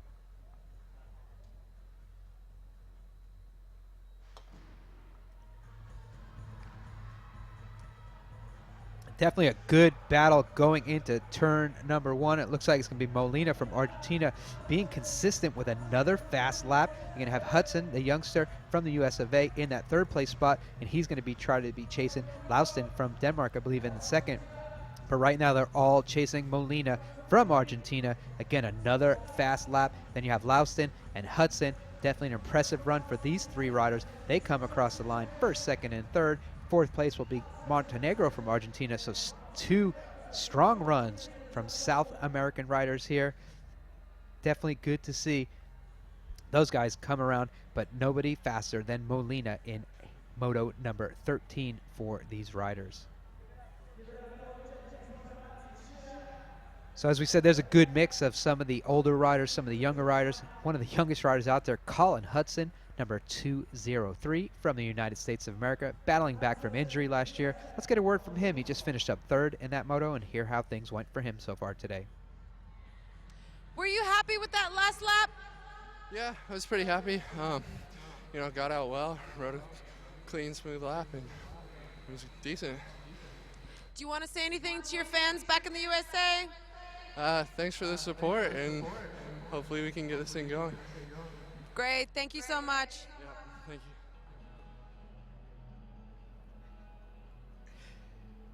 you. Next up, run moto number 14 for these elite men. Second time around the track. Carlos Oquindo, Link Shippers, Caliron, and Luque. Unfortunately, we have 3 riders that are not starting. Fatoni from Italy, Andreas from Colombia, and Malish from New Zealand, who I believe did not start at all so far today. But it'll be Carlos Oquindo is one of those riders to look out for. Super fast. But you have Jay Shippers is on his way up. You have Link, who's just been pretty impressive. Quentin Clarion coming back from injury, so he's always one of those guys that's been out front in these Supercross races. But right now, as the gate drops, they're all going to be chasing Carlos Oquindo from Colombia. He's going to have a good battle on his hand with Shippers, but Link is also up there as well. So, but right now, Carlos Oquindo looks to be in a Malachi crunch with New Zealand crew, but Netherlands crew, excuse me.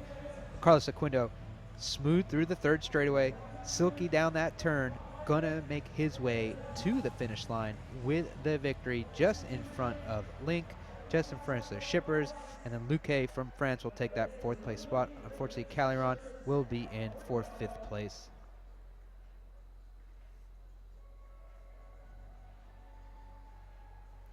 So we'll get up next to the next run of these elite men's races. Heat number 15. Palmer, Vanderbiesen, Jaspers, Surgers, Riccardi, Schwab, Diaz, Vander Kolk will be the 8 riders starting Heat 15 for their second run here in Manchester, England. Definitely one of the most technical tracks, and you've seen some riders just off a hair. Definitely not the way you want to start your Supercross season out. It's a long season, not that many races, but you definitely have to get the power down to the ground and not your elbow or knee. Right now the power is all coming from the middle of the pack, and it looks like it's going to be Vanderbiesen who takes to the lead with Jaspers in second, and Palmer from Canada is up there in that third place spot now, battling, but they're all going to be trying to get around. Raymond Vanderbiesen, one of the staples of Supercross. Right now he's getting through this third straightaway pretty good. You can see a little bit of a different line that those guys had through second and third, but Vanderbiesen takes the victory. Jaspers is going to be in that second place, I believe.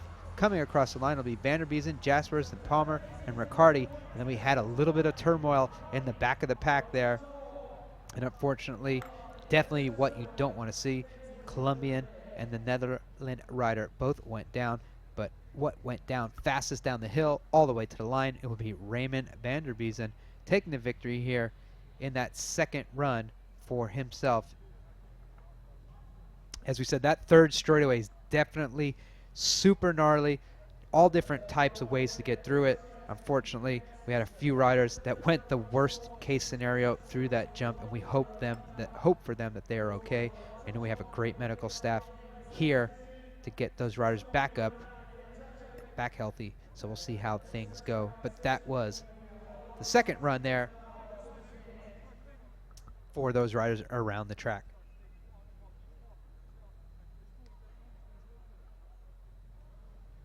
So the Manchester Supercross Arena, just a great place. National Cycling Center, they have Velodrome right across the way.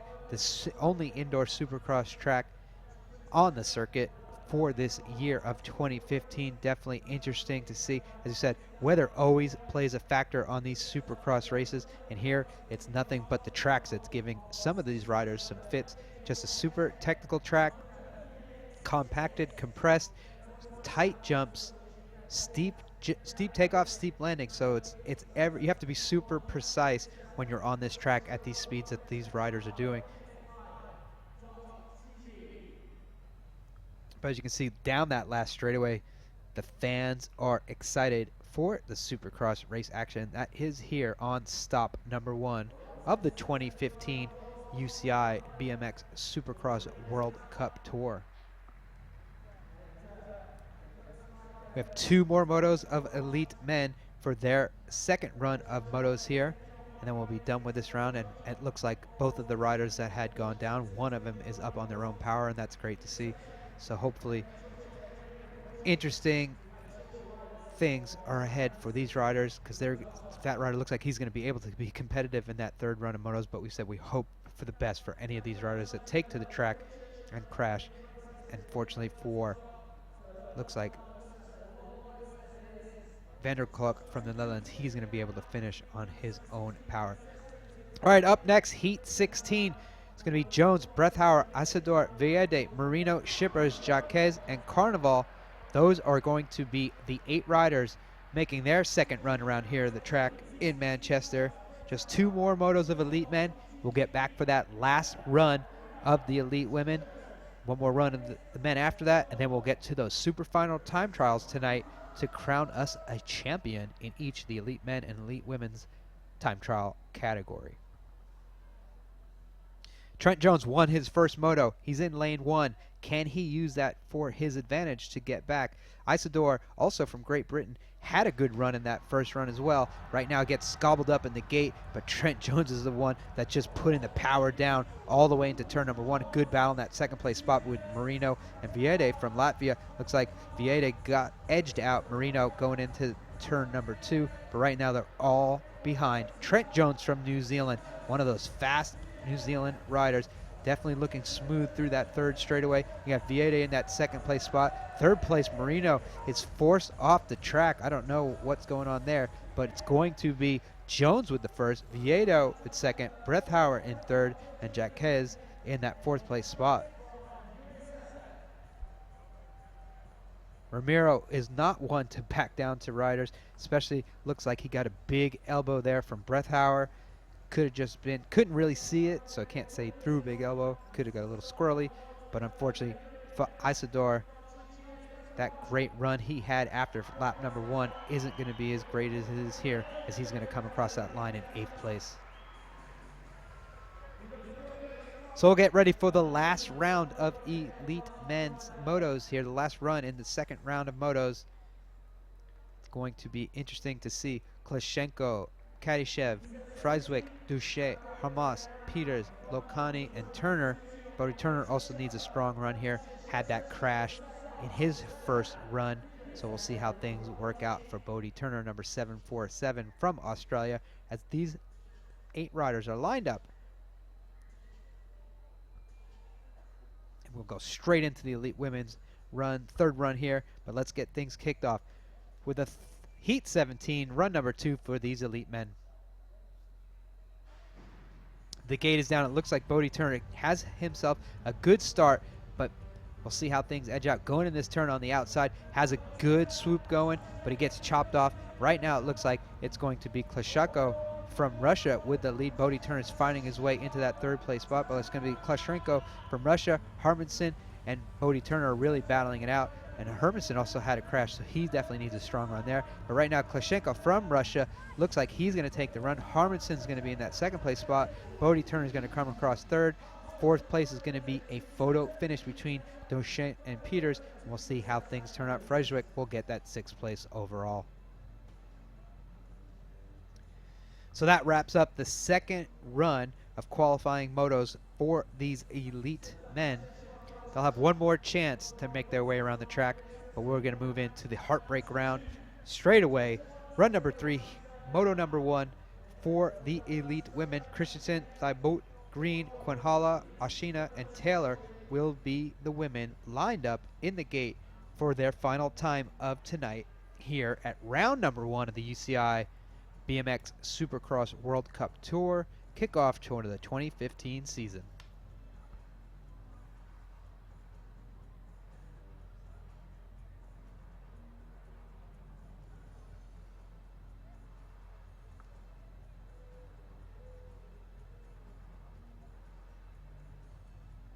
ladies are loaded in the gate, just waiting for the command, a little bit of track maintenance, get the track perfect conditions for these riders. Anything and anything can happen, and we definitely want to have this track in prime condition for each and every lap, and those elite women on the gate are anxious and ready for the gate to drop.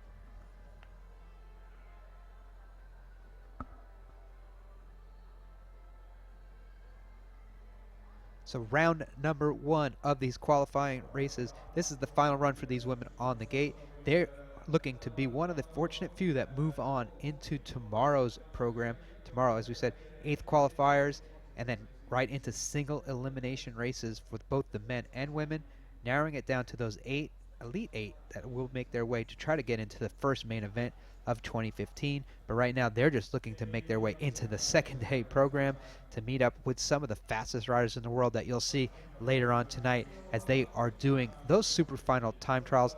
Top 8 fastest women from the overall rankings from last year for the elite women, top 16 overall for the elite men. We'll get to see that directly after these runs of motos for the elite women and the elite men. We'll get things going here ever so quickly for the kickoff for these elite women.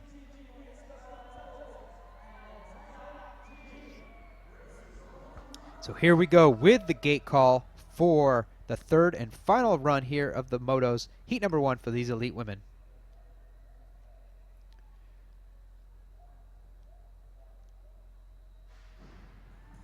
Christensen has always been one of those fast women from the inside, and right now she's got herself a good lap going. Jumping out into the way, though, Charlotte Green from Great Britain, definitely looking, nothing more would make her happy than to take a victory here in front of her fans. But right now, Christensen from Denmark has nothing to do with that. She wants to take the win herself. Then you got that good third place battle between Quinn Halle and Thibaut into that third and fourth. But right now it's going to be Christensen from Denmark who's going to take herself a victory in that third and last lap here for herself tonight. Green's going to get that second place, Quinn Halle third, and then Thibaut will be in fourth.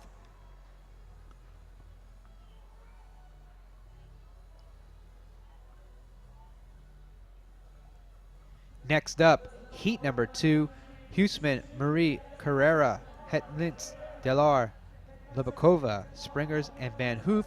Those are the 8 riders, the 8 elite women, that will make up the second run here in the third round of motos. Confusing, I know, but this is their last time of 3 races around the track. The low 4 from this moto essentially move on into tomorrow's program. That's the way they want to be, so we'll see how things go. You definitely see an explosive start from Van Hoof out in gate 8, and looks like she's going to be able to carry that speed all the way into turn 1.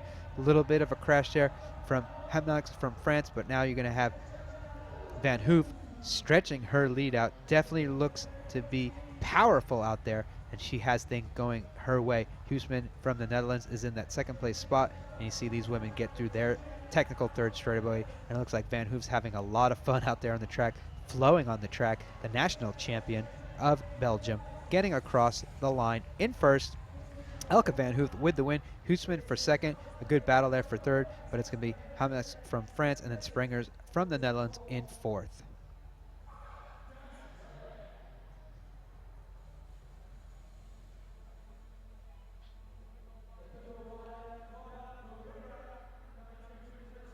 The Ecuadorian girl Carrera there, definitely getting her money's worth riding around that lap. Unfortunately, a little bit of a mishap kept her to the back, but she did make up for it, doing a full lap, getting her way to the line, getting some much needed time on a Supercross track.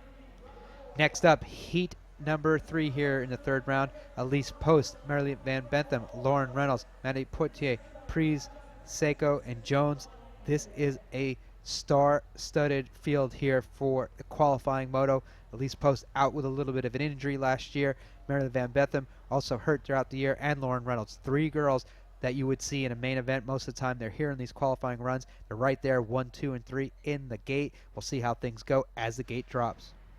Elise Post has been one of the most consistent girls. Powerful starts. Marilee Bentham definitely looking good. And Lauren Reynolds is always one to jump her way across the Supercross track, and she jumped right into second place there. But no one's going to be able to jump in front of Elise Post. She's super fast, and look at the style of her as she gets through this third straightaway. Very technical, but she makes it look super easy. Getting through there, rolling, pumping, and pedaling her way all the way around the track in front of her training partner, Lauren Reynolds. They get their way to the finish line, but it's going to be Elise Post with the win, Lauren Reynolds in second, Van Betham in third, Nadia Pries in for fourth, and then Rachel Jones in for fifth.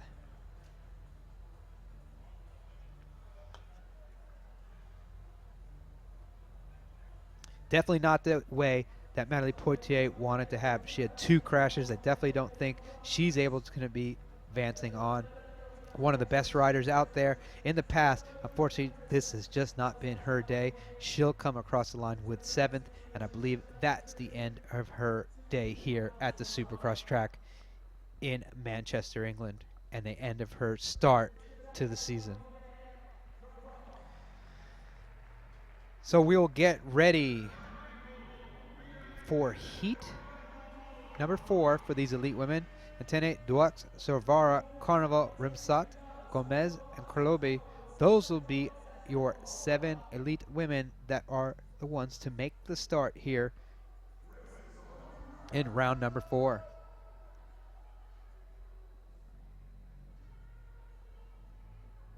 Anticipation for that gate to drop, for the season to start. It's all here, and these girls are looking to get around this track as fast as possible.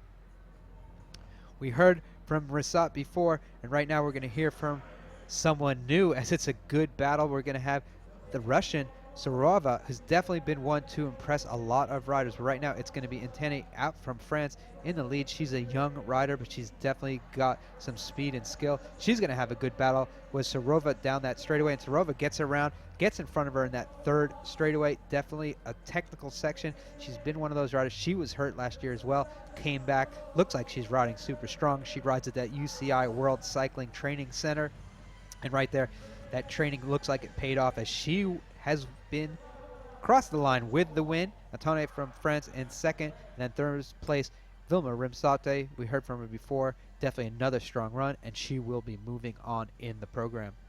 Heat number 5, Halakova, Reno, Bois, Diaz, the Diaz sisters, Gonzalez, Chaves, and Klaus.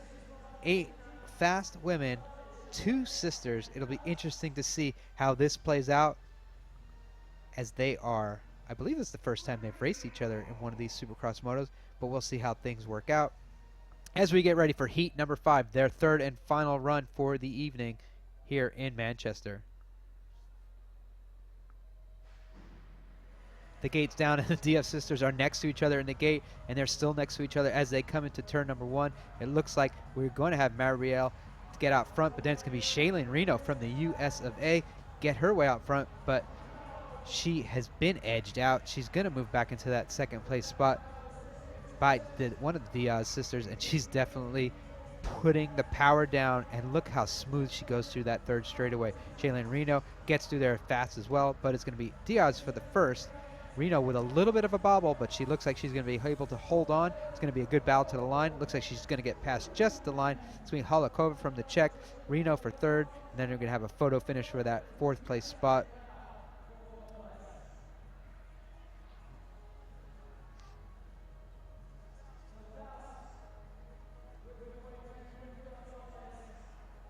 So Gonzalez from Ecuador, unfortunately for her, she went down due to a crash in turn number 1 with Leaky Klaus, and those riders will come across the line for 7th and 8th, but they are riding around the track, and they're unfortunately their day is done, but they are able to compete once again in the near future. So we'll get ready with the last of the qualification motos for these elite women. Hill, Captanova, Branarico, Carr, Aliud, Michelin, Bali, and Burnbridge. Those are your 8 women. The final run for a group of elite women tonight in the moto qualifying system. They're lined up in the gate, and we'll see how things work out. Amanda Carr had a great run there in that second round of motos. Will she be able to continue? Hill from New Zealand also did well. Right now it looks like Amanda Carr's in that middle. She's got a good start, but looks like she's going to get edged out just there from the Russian girl, Bondarenko. She's been that young girl that's really put a lot of power down lately.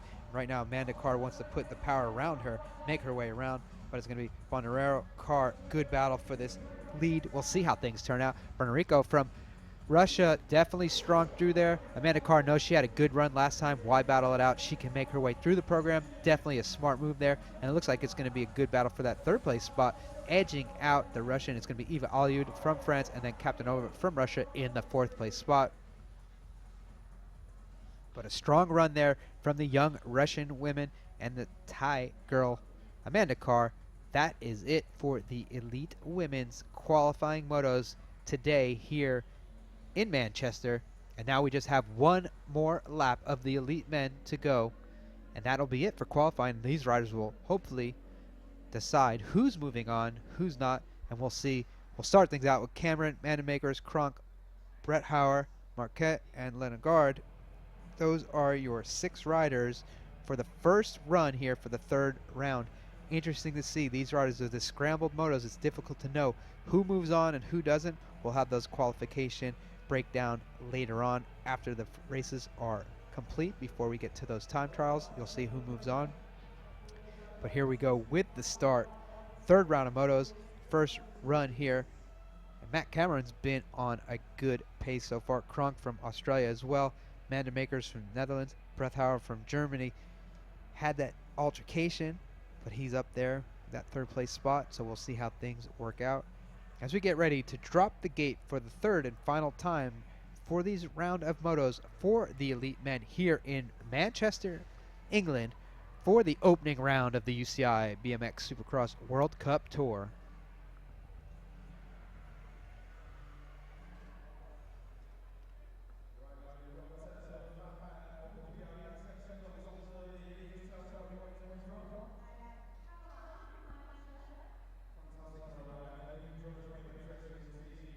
So we're just getting track maintenance going down, a little bit of the local, getting the crowd pumped for the action they're about to see. And we're so happy for you guys to tune in to this and each and every stop on that Supercross World Cup Tour this year. BMX Live website has been completely revamped. You can go back on there, see a lot of news, see a lot of new features, get the inside scoop from riders on the Supercross Tour. And there's going to be a few other events going on this year that you'll only be able to see on BMX Live TV throughout the year, including the European Games and a few other events we can't really talk about yet. But the main focus of this 2015 season is definitely going to be the UCI BMX Supercross World Cup Tour. This is where the riders, the best riders in the world, compete 5 times this year. Definitely exciting to see these riders out here, and right now this is going to be the decider on who we get to see racing tomorrow as we kick off the third round of motos for these elite men. Cameron, Kronk, Mandermakers, Brett Hauer, Marquette, and Lagarde. Those are the riders lined up in the gate. We'll see how things play out in tonight's program for these riders.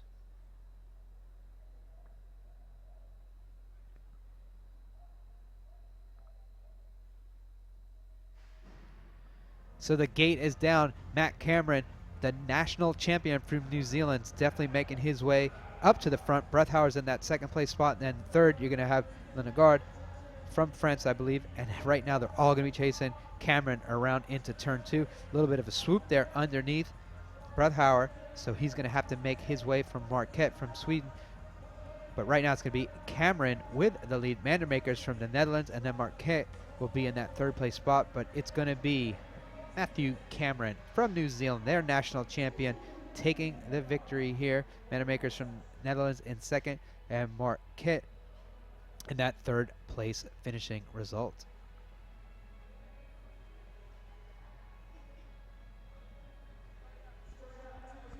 Next up, the second run here for these elite men's second moto. Kinman, Vanderbiesen, Godet, Luki, Campo, and Chernyshov.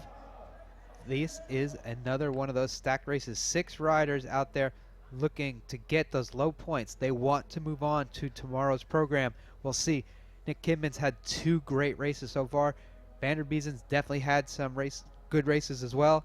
Godet's always a strong rider. Luque has been in those consistently in the top 4. It's going to be tough for him to do it again, but we'll see because Campo was also out there. And right now Campo's out in the lead. But it looks like Nick Kidman is on the inside. It's going to be a good battle. And Kidman gets his front wheel out in front of Campo. And those guys are battling down that second straightaway. Coming in third straightaway, it's very tight up in the top 4. Kidman, Vanderbiesen's in third. Campo's in that second place spot. And then you do have Luque. And you see Vanderbiesen do a different line. Definitely didn't work out for him, but it was interesting to see. But you're going to come across the line with Nick Kidman in first, Campo in second, Godet in third, and then Vanderbiesen in that fourth place spot. Luque moves back to fifth. Definitely a packed moto there. And you can see Chernyshov is going to finish up sixth place. But yeah, that was interesting to see those different lines down that third straightaway. That time I think Vanderbiesen jumped, and he tried to jump to the outside to get a better turn coming in the last turn, but he jumped a little bit too far, and he wasn't that close to be able to make that pass. But it's interesting to see how that plays out tomorrow, because a lot of the riders that were spending some time here in the last few weeks tried a bunch of different lines out, and there's going to be some moves that the moves are going to be made down that third straight, and we'll see how things pan out. So we'll get ready for heat number 3. Klashenko, Kalan, Palamos, Miranda, Chappelle, and Franks. Those are your riders getting ready to start here for their final time of the evening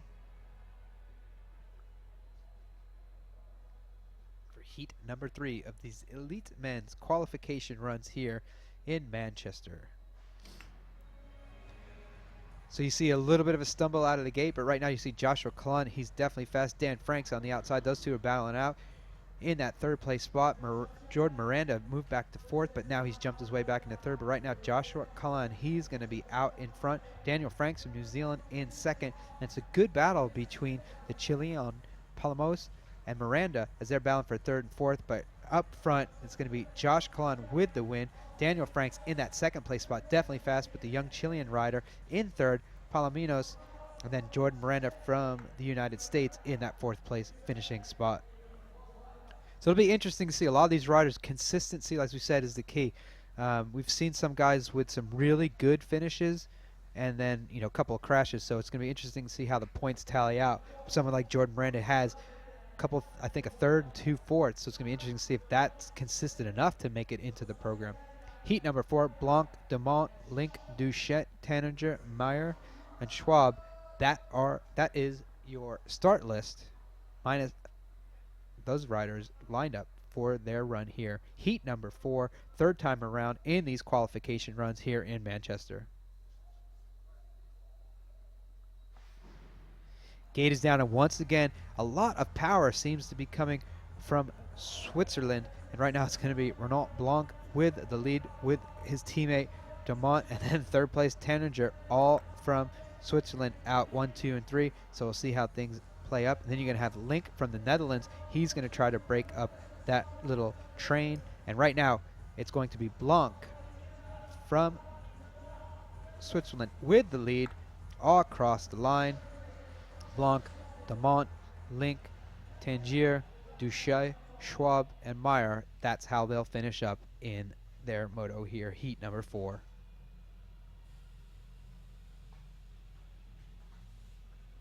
Next up, we've got some big names that have done some great racing tonight. Harmanson, Rencule, Mir, Upshaw, Dumaine, and Thurkliskin. Those are your 6 riders going to be battling it out here in their third run around the track. Amar Mir has had some great runs. Jeffrey Upshaw has definitely been impressive. Harmanson of the Netherlands as well. Rencule has had a couple of good runs, so we'll see how things pan out as we get ready for the gate drop.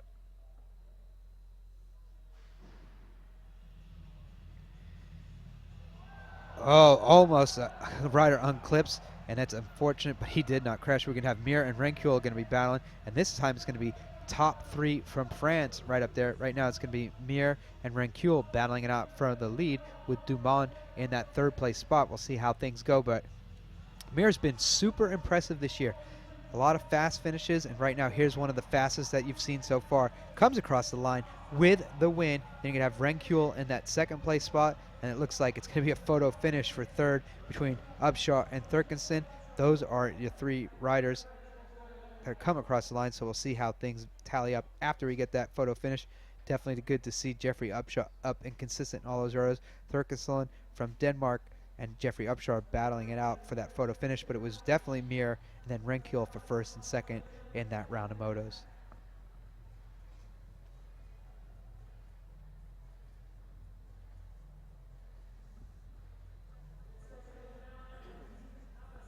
We'll get ready for heat number 6. Viede, Bluemains, Villegas, Viala, Brown, and Jimenez. Those are your riders. And just in case you weren't, Thurkeson was the one that got the 3rd place. Upshaw finished 4th. So we'll get ready for this next heat. As we get ready, Viede from Latvia, definitely one of those fast riders. Jimenez has always been on top of it.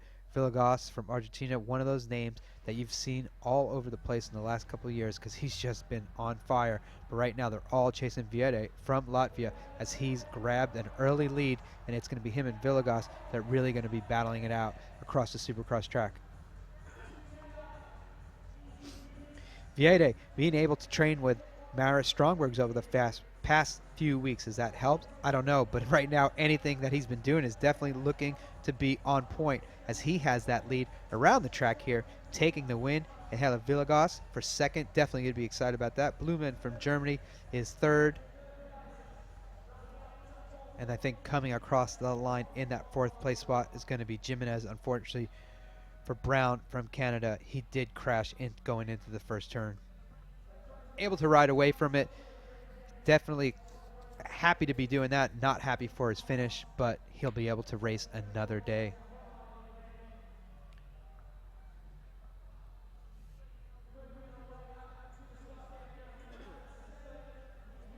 Up next, heat number 7. Justin Posey, Patty Shurock, Vanderberg, Riccardi, Emilia Falla, Aguirre, Kadyshev, and Humpsch. Those will be your 8 riders out on track for their last time for the evening. Justin Posey had that 7th place result in first moto, 1st place in the 2nd moto. He definitely needs to get himself in the top 2 or 3 here to definitely have that chance to move on. He's on the inside. He is a powerhouse.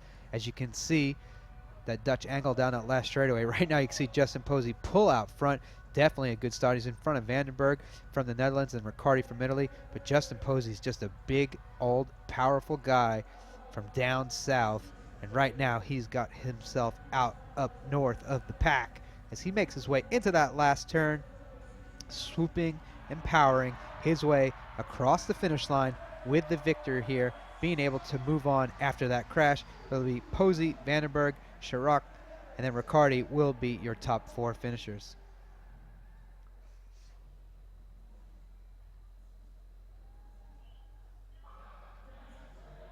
Justin Posey definitely didn't want to start the day off with a crash, but coming back with that win in the last 2 motos is definitely going to be exciting for him.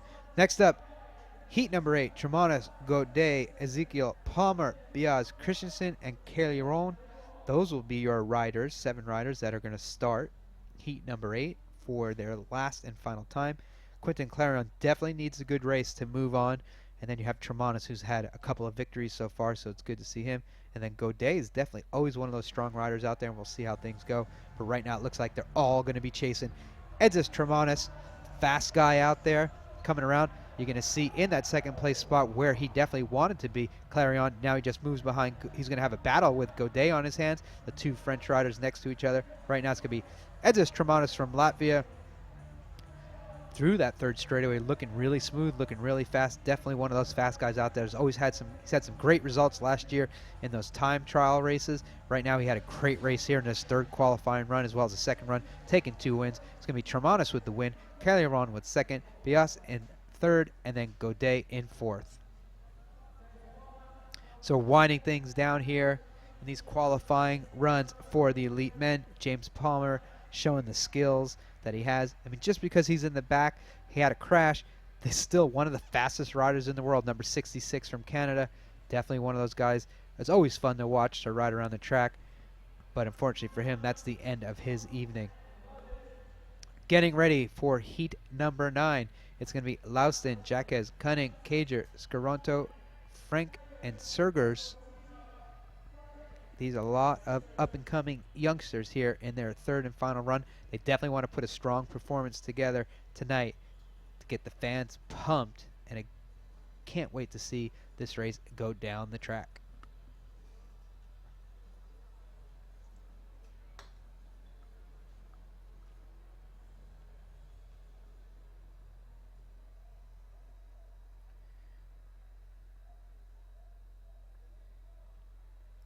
Here we go with the elite men heat number 9. Down that straightaway, you're going to see the Dane Lustensen with some great power. Those Danes have always been known to being able to put down huge power, and the country of Denmark is excited and going crazy right now as he takes the lead over Jacques from the USA. Second, 3 good laps from Fernie Jacques. Good to see as he gets around the track in that second place spot right now. So it's be Jacques and then Frank in that third place spot. So some of these younger riders really making a mark shown, being impressive around here in the Supercross track in Manchester. Scorito from Italy will score that 4th place result.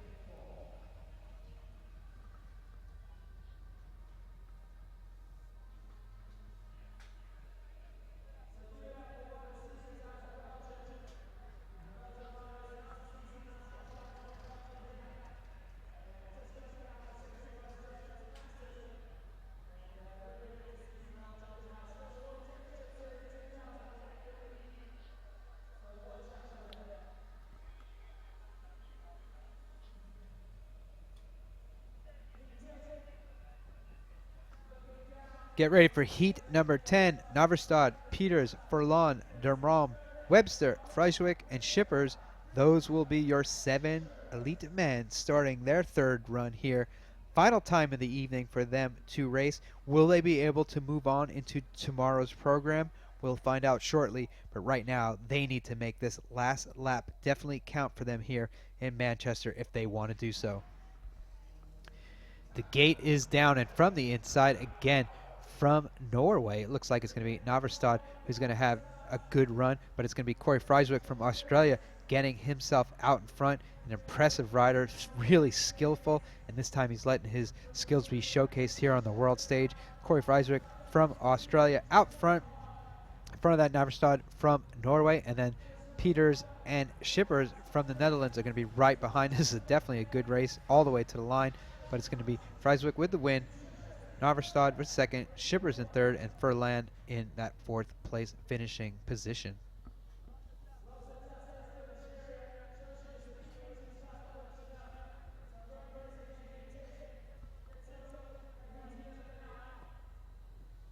Heat number 11 for these elite men. Molina, Montenegro, Reed, Jarry, Pettigrew, and Avril. Those will be your 6 riders starting this third run here. Definitely interesting to see. Molina and Montenegro, both from Argentina, have had some really good laps going on so far. I don't see things changing anytime soon, but can we see Reed from Canada put it together this time? And let's see as the gate has dropped. We got Pettigrew there, also another really young rider, and he's in that moto as well. But right now, it looks like they're all going to be chasing Molina. He's just been really strong. Reed from Canada shining through this time, 2nd place on this lap, and then in that 3rd place spot looks like it's going to be Jerry from France, but they are chasing Molina from Argentina, one of the stops that we can't wait to get to on the Supercross Tour later this summer. And these riders right now wish he would stop because they're not going to be able to catch him. Molina from the start to the finish with the win, coming through in that 2nd place spot, finding his way through is going to be Ryan Pettigrew, the youngster from the US of A, in front of Jerry and Reed. Those riders will be the top 4 in their heat there for tonight. Heat 12, next up, USA versus Europe. It's going to be David Herman, Tommy Zula, Luckhurst, Berra, Steven Cesar, and Topinka from the Czech Republic. Those will be your 6 starters in this round. David Herman's look really fast and really strong. Tommy Zula's been impressive. Steven Cesar's had 2 laps that I'm sure he would wish to redo because he's a stylish guy. He really cares the way he looks. That 2nd lap was just plain old funky for him, but he's out there getting ready to hit the track in his sweatshirt. The gate is down, and the hooded wonder, Steven Cesar's on that outside, but right now it's David Herman who's got the lead. Cesar's trying to pump himself up, pump his bike up through that section, but right now the fans of the Herminator are pumped for him as he's got the skills and the speed to be out in front. So it's going to be David Herman, Steven Cesar, and that third place looks like Tommy Zula. So could it be an American sweep? 1, 2, 3. Looks like it's going to be Rockstar David Herman across the line for the victory. Steven Cesar in that second place spot, Tommy Zula in third, and then Luckhurst from Great Britain will be your fourth place finisher.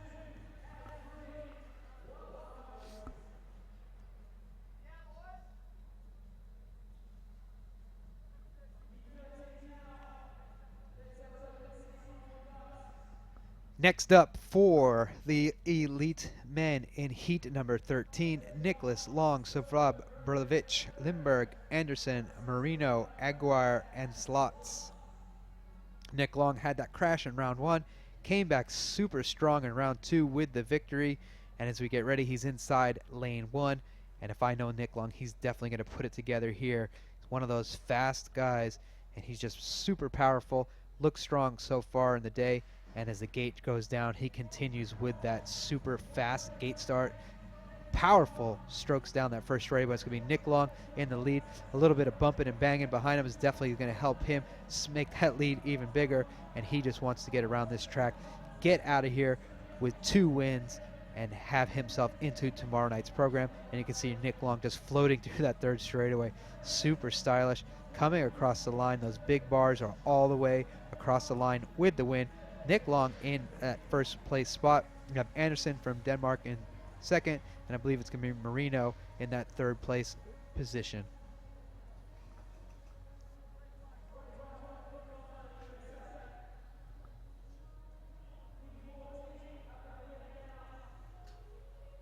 So we'll get ready for heat number 14. Trey White, Jones, LaPraz, Dodd, Van der Heijden, Nagad, Lacochi, and Verducci. Those will be the 8 riders, and you'll hear the crowd go crazy for Trey White as he's announced. He's in gate 1. We'll see how things go for him. Can he get arrayed Trent Jones? Trent Jones has been really, really strong tonight. Yelavan Lapraz has been surprisingly quick. And then Dodd from South Africa has also been very impressive. Good race here for top 4. We'll see how things go as the gate drops. So it looks like Trey White's got a great start. He's got the way out, and you're going to have Yvonne Lapraz right there behind him, and you're going to have Trent Jones up there as well. So this is going to be a good battle for these riders. A little bit of an overjump there from Lapraz, and then that lets Trey Jones get into that second place, but they're all chasing Trey White as he's out front. A big lead of margin. Trey White with the victory over Trent Jones. Yvonne Lapraz will come in for that fourth place spot as he was passed by Van der Heijden from the Netherlands. And those are your top 4 finishers, but no one was as fast as Trey White there in round number 14.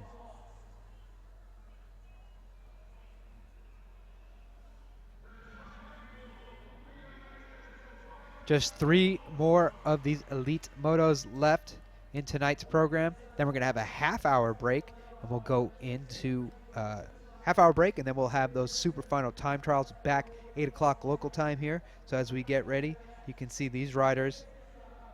3 more racks of motos left as we see Lenegard from France make his way to the finish line here for his last run of the evening, and I believe the last run of this stop number 1 of the UCI BMX Supercross World Cup Tour. Here we go with Heat 15. Kringers, Oquindo, Dos Reis, Jaspers, Hudson, and Bensink. Those are your 6 riders lined up in the gate here for the last time of this evening. On the inside, it's going to be Kringers from Latvia. Again, another one of those fast Latvians. Definitely been powerful and exciting to watch so far tonight. But we have some fast guys like Colin Hudson who had a good lap last time. But right now, it's going to be Kringers with the command. We got Oquindo in there as well, and then Kringers and Jaspers. Definitely a fun race to watch here. These guys are all close together, battling it out, but no one can keep up with Kringers from Latvia. Definitely riding fast, and you got Oquindo in that second place spot now. Definitely good to see him Colin Hudson trying to make his way through. Looks like he's going to have a little bit of bump and run, and unfortunately he's going to run the wrong way. But it's going to be Kringers across the line with the win. Aquindo in second. Jaspers in third. Dos Reis from Brazil in fourth. And then Hudson comes in for that fifth place spot.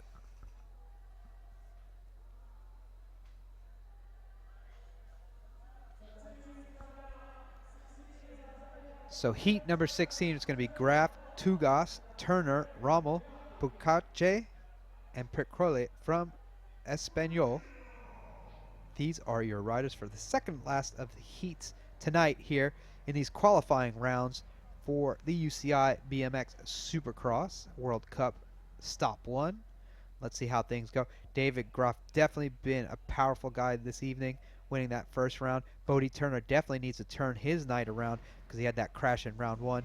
Definitely, he got third in that second round, so he's going to need to be powerful, and it's a good battle. And that's how you can tell that the skill and desire of these riders, when they really need it, they're able to turn it on, and Bodie Turner's done just that as he makes his way into the lead. He definitely needed to have this good, strong result, and that right now he looks like he's going to be able to advance on. Bodie Turner with the lead here over Graf, and then Rommel from the U.S. also needed a good run after that second lap.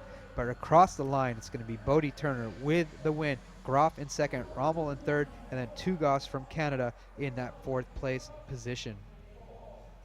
So definitely to see the mental strength of these riders. If they have a crash, someone goes down around them, something they need to overcome, that they need to come back and do this, and Bodie Turner was definitely able to do that. So we have just one lap left here in these qualification runs for the elite men. Heat 17, Sergio Salazar, Shippers, Carnival, Pesek, Matsushita, Asadori, Ospania, and Homsch. Those are your riders, 8 riders that are going to start in this last of the qualification rounds for these elite men tonight. Salazar and Shippers definitely have had some good runs going. We'll see how things. Isidore from Great Britain had a good first run. Second run, definitely not. So he's going to need to turn it up if he wants to move on in the program. Here we go with the gate start for the last of the qualifying rounds here in Manchester. From the inside, it's going to be Sergio Salazar. But Isidore, who needed to have that strong start, definitely got it, and he's got himself a good lead. Can he handle the pressure, though, around the track? He's a young rider. Right now, he looks like a KG veteran as he's got this track wired, and he just looks so good around it. So it's going to be Isidore from right here in Great Britain ahead of Sergio Salazar, and then Shippers in that third place spot. Definitely a good battle for the second place, but nobody wants to be anywhere but up front like Isidore. He finishes the evening off strong with that win. Then you have Salazar in second, Shippers in third. Definitely the way Isidore needed to finish his evening up with a victory so he can move on in the program. So now we're going to have a short break, have about a half hour off. At 8 o'clock, make sure you come back to tune in for these Superfinal time trials. The 8 fastest elite women, 16 fastest elite men. We'll be back in just about 30 minutes, so please come on back and tune in with us for stop number 1, the UCI BMX Supercross World Cup Tour. From the shores of the Caspian Sea, in the ancient land of Azerbaijan, rises the first European Games. Be part of sporting history in Baku this June. The European Games, Baku 2015, rise to the occasion.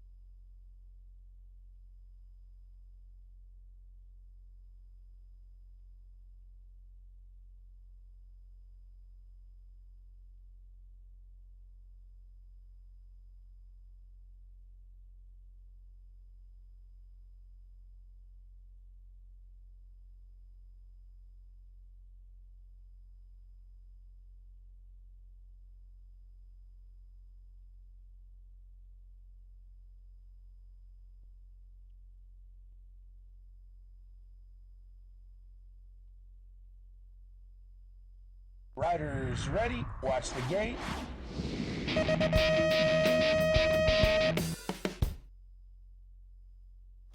Welcome back, fans. It's time for the Superfinals. We have the 16 fastest elite men. They're just winding down on their warm-up for the Superfinals. And we have the 8 fastest women from last season. Those will be the riders that we'll get to watch this evening. You can see them. They're in the gate, the elite men, just winding down on their warm-ups. Interesting to see. If you stick through, watch the webcast through the break, you get to see those qualifiers from the earlier rounds of qualification motos. If you didn't catch them, you can always go to bmx-results.com. Go on there, you can click on the events, scroll through, and you can find the results, and it's live timing. So we have just about 2 more minutes, I think, before we get to kick things off here on the Superfinals. Exciting racing to watch. You get these top riders going on the track one at a time, trying to showcase their skills and speed, getting around this track as fast as possible. Each one will get a chance to go around the track by themselves to edge each other out, and then this will determine their picks for gate picks for their first rounds of motos tomorrow. And this is basically a reward for being a top 16 in the elite men, a top 8 in the elite women. You don't have to race the earlier qualifications, and then you get to showcase your skills one on the time on the track by yourself in front of the fans here live on BMX Live TV, as well as at home and on the tracks. You can see Connor Fields getting warmed up here in Manchester. Last year he was second in this time trial behind Liam Phillips. Liam Phillips has been pretty impressive here, and it's going to be fun to watch if anyone's able to beat him. Last year we didn't have a few of the riders on the tour, and this year it'll be interesting to see. You can see Sam Wilby, current world champion, Corbin Shara next to him. They're doing those final warm-up gates. Elite women, we'll see a few new faces. Someone that's never raced here before, Marianne Pajon from Colombia. She's going to be the second to last to go. And Caroline Buchanan's been impressive here. I believe she's won the time trial the last 2 attempts on this track during the World Cup this season. So as you can see, the guys are just up there getting their final warm-ups, and we'll get things kicked off for you here from Manchester. Stop number 1 of the UCI BMX Supercross World Cup Tour. You can see right there, Joris Daudet, Sylvain Andre,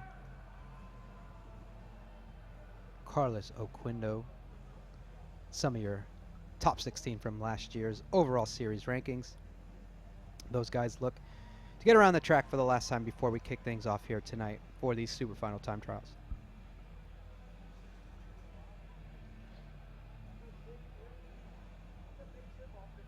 I believe this is the last gate of warm-up, and then we will get things kicked off for you and the fans.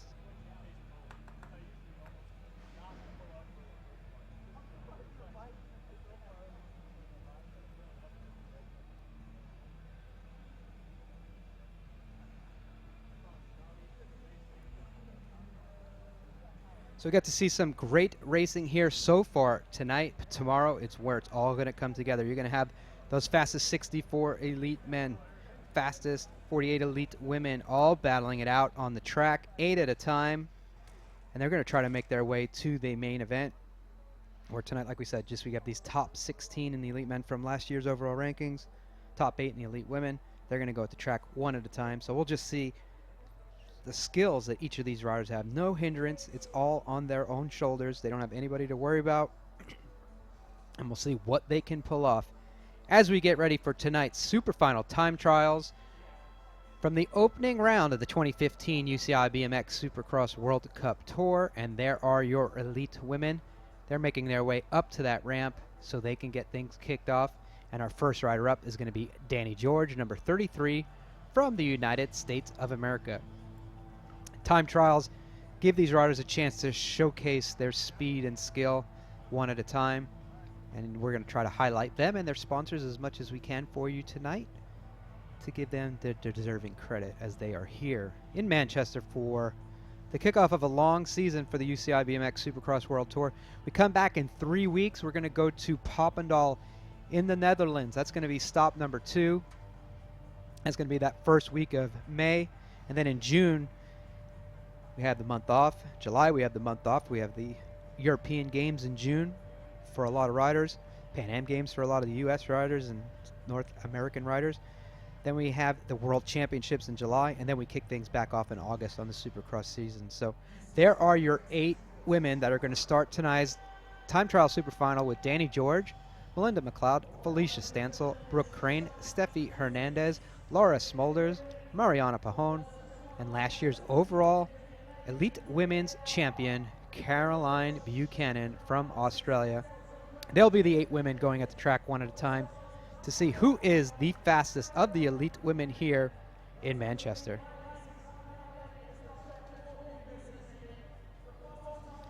It's time to see if Danny George, riding for the Dale Holmes Racing Team, can attack the Manchester Monster here. 20 years of age, and you'll see where it says SX Final Participation. That means she's made 2 main events at least. So we'll get ready. Number 33, Danny George, doing it from the United States of America. She is loaded in the gate for her time trial Superfinal here. First one to kick off in Manchester.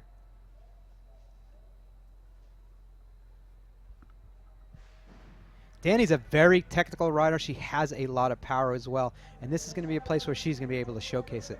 This track is super technical, but it's really fast because that steep hill, there's not a lot of places to get up to big speed after you get through the first straightaway. So you got to carry your speed and be precise. There's steep jumps, steep landings, and then you got this big old rhythm section in that third straightaway. If you can get this straightaway perfectly down, you can gain some speed and then carry it all the way through. Looks like right now Danny's got a good run going. Looks pretty smooth. Comes across the line. She's going to have that number 1 spot, 33.8.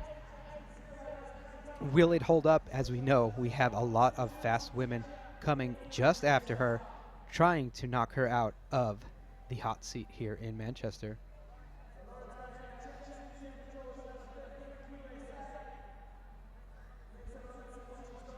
So as Danny gets herself situated into that hot seat, we'll get ready for our next rider, which is going to be number 555, Melinda McLeod from Australia. 22 years of age, and she was in multiple main events last year during the 2014 Supercross World Cup Tour. She's loading the gate. Coming from Australia, a long way to go to get to an event. She definitely wants to make it worthwhile for her trip. One of the strongest riders. She podiumed here last year during the World Cup, so she's looking to repeat that. Things kick off for here tonight for racing with this Superfinal time trial. Melinda's loaded in the gate. She's just waiting for the gate call for her chance to attack the track here.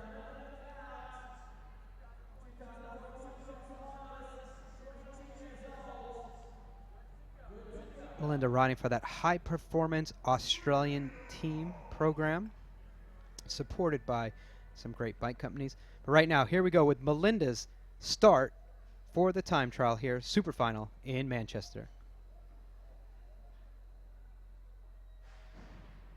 Melinda's definitely got a lot of power down these first straightaways, and sometimes you see right there, a little bit of an overjump is definitely not what you're going to want to do anywhere on this track.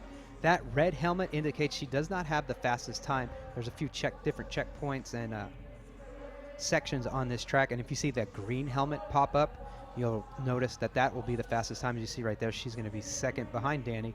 Danny definitely had that first straightaway down a little bit better, and as coming out of that last turn, Melinda's got a clean lap coming across the line. She's definitely going to be in that second place spot, so Danny George will stay atop the leaderboard for tonight's Superfinal time trial.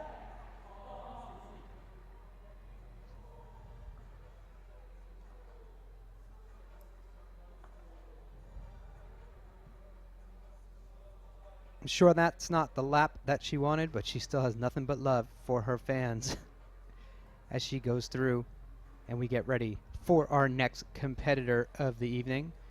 which should be number 23, Felicia Stansel from the United States of America. But let's get a word from Danny George on her lap. So Danny, you're still the fastest. You're still in the hot seat. Do you look back on your lap and think you could have done anything better? Yeah, I definitely could have got over that step up into the first turn better. Been a little smoother down the third straight. But I'm a racer, so I always do better in racing. So, sounds like you're pretty hard on yourself too, because you had a very smooth lap. All right, it was an okay lap. What's your favorite part of the track? I like the third straight a lot because it's not too technical to where it's hard to race on, but it's technical enough to where it separates the class. Thanks, Danny. Right, next up for the Superfinal time trial, it's going to be number 23, Felicia Stansel, age 19, as well as multiple finals in last year's Supercross main events on the World Cup Tour. Felicia is one of those riders that has yet to win a race, but she has a bunch of seconds, and she's just due for a win anytime soon. Just super fast, very consistent. She's been up there, and she's really one of the top time trialists as well on this elite women's class. Looking back through the history, she's had a lot of top 3 finishes in these time trials, but we'll get ready with number 23, Felicia Stansel from the United States of America.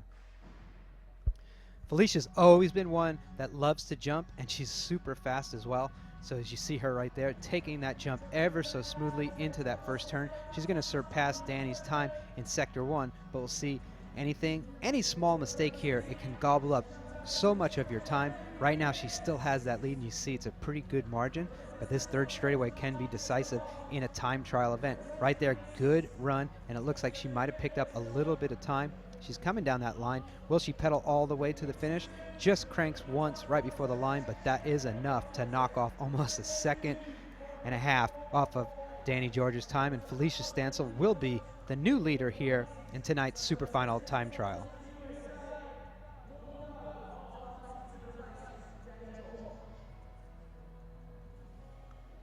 So Felicia comes over, Danny congratulates her, and now Felicia will make her way into that super final hot seat. Will she be able to fend off the rest of these girls? I don't know, but we have some of the world's fastest making their way through here. And next up will be number 32, also from the United States of America. It's going to be Brooke Crane. Brooke had a tragic crash here.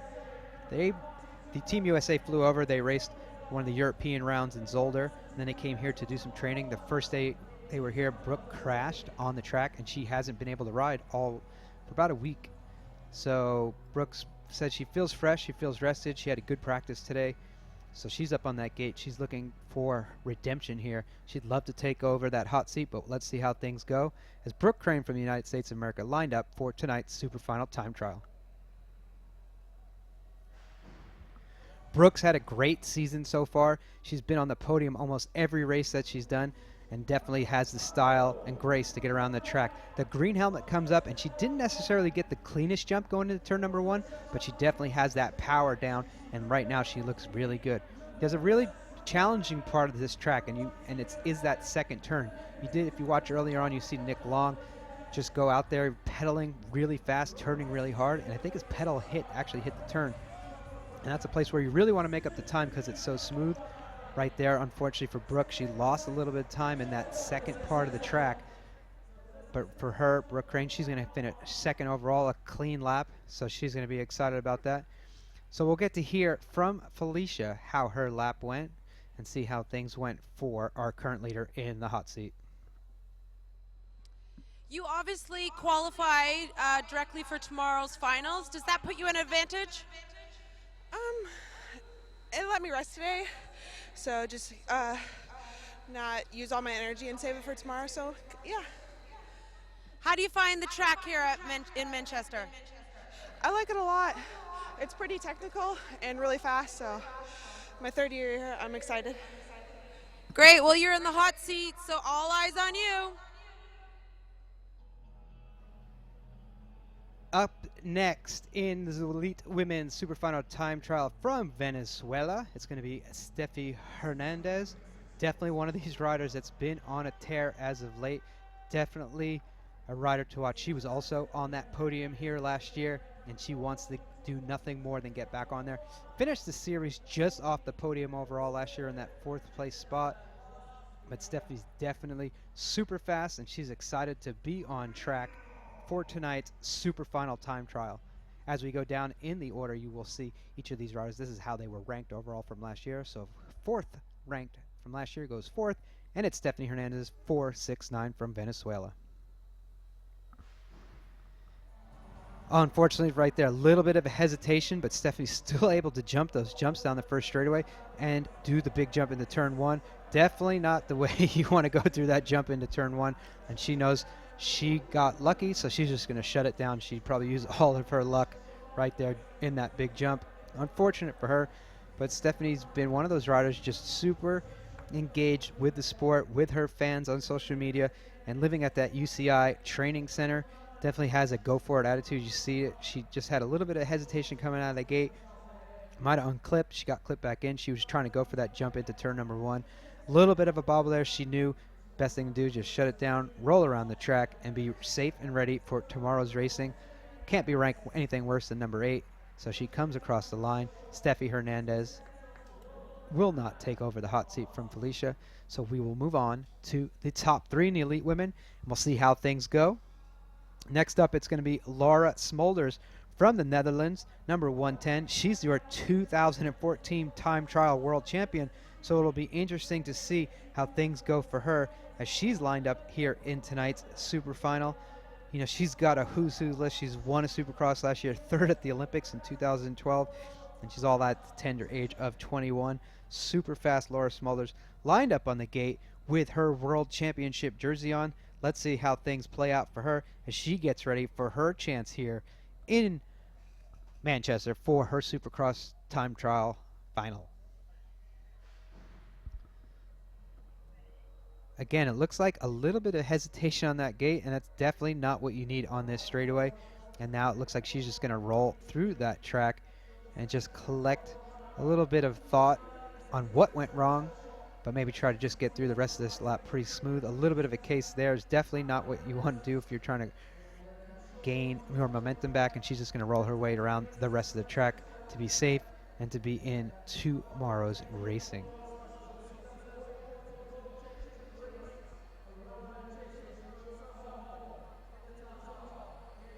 So Laura Smolders from the Netherlands will not surpass Felicia Stansel, who sits in that hot seat. And Felicia's probably on the edge of her seat, but let's hear from her as we just have 2 riders left in tonight's Supercross time trial final. Is it important for you tomorrow to get a good seating? Yes, it is. The first moto is usually the hardest, but yeah, it's most definitely important. Why does that give you an advantage? Just to start first with the first gate pick and hopefully maintain that throughout the day. That's important.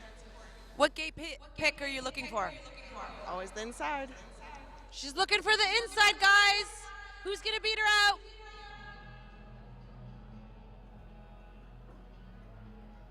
Up next, just 2 ladies left in tonight's super final time trial, and what a lady this is. Your current world champion from the racing side of things and your Olympic champion from 2012, Mariana Pajon, number 100 from Colombia.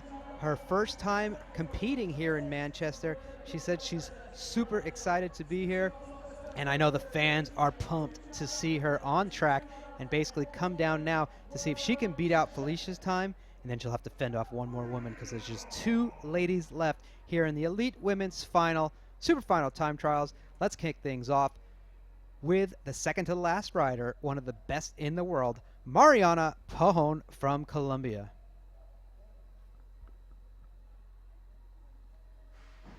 The gate is down, and it's one of those rare times you get to see Mariana race in her national team jersey, and right there, look at that style and grace and the green helmet pops up, so that gives Mariana a lead right now, but it is a long track, and the victory only comes when you cross that finish line with the fastest time. But you can see right there, she has a pretty good margin of victory in her basket right now. Can she carry it all the way to the line? Green helmet down that last straightaway. Can she do it? She looks super smooth, a little bit of a bobble, pedaling across the line. First place. Look at that. Takes off half of a second from Felicia's time. We have a new leader going in with just one rider left. It's going to be Mariana Pajon, number 100 from Colombia, will make her way to that hot seat. I know she's excited to get in the victory, and you can see her fashion statement there with 2 different colored gloves. That's one of her choices, matches her pants there, but she's going to make her way into that hot seat. There's only one woman that's going to be anybody that's able to beat her will be Caroline Buchanan. But let's hear from Mariana. So this is your first time doing the World Cup in Manchester. What do you think of the track? Track is awesome. I'm super happy to be here. The atmosphere is great. Great city, great people. I'm really enjoying it. Great. What do you think about the third straight? You were struggling a little bit there. You want to tell us a little bit about it? Yeah, I overjumped the first one, the first double, the little one. Didn't do it really smooth. Let's see what happens. Well, you're in the hot seat, so you obviously did not that bad, so we're rooting for you. Okay, just one rider left in this Elite Women's Superfinal time trial. That's going to be the fastest rider from last year's series. It's going to be Caroline Buchanan, number 68, your 2013 world champion, last year's overall series winner. Just one fast lady on a BMX bike. Right now, she's lined up in that gate. She's the only one that could knock Mariana Pajon out of the hot seat. Caroline's been the victor here the last 2 chances at the World Cups in this Superfinal time trial. So we'll see if she's able to keep that streak alive as we get ready for the final of the Elite Women. Last woman to go. It's going to be Mariana Pajon, or will it be Caroline Buchanan who takes the top spot? Let's see as we get ready for the gate to drop and Caroline's power to go down the hill.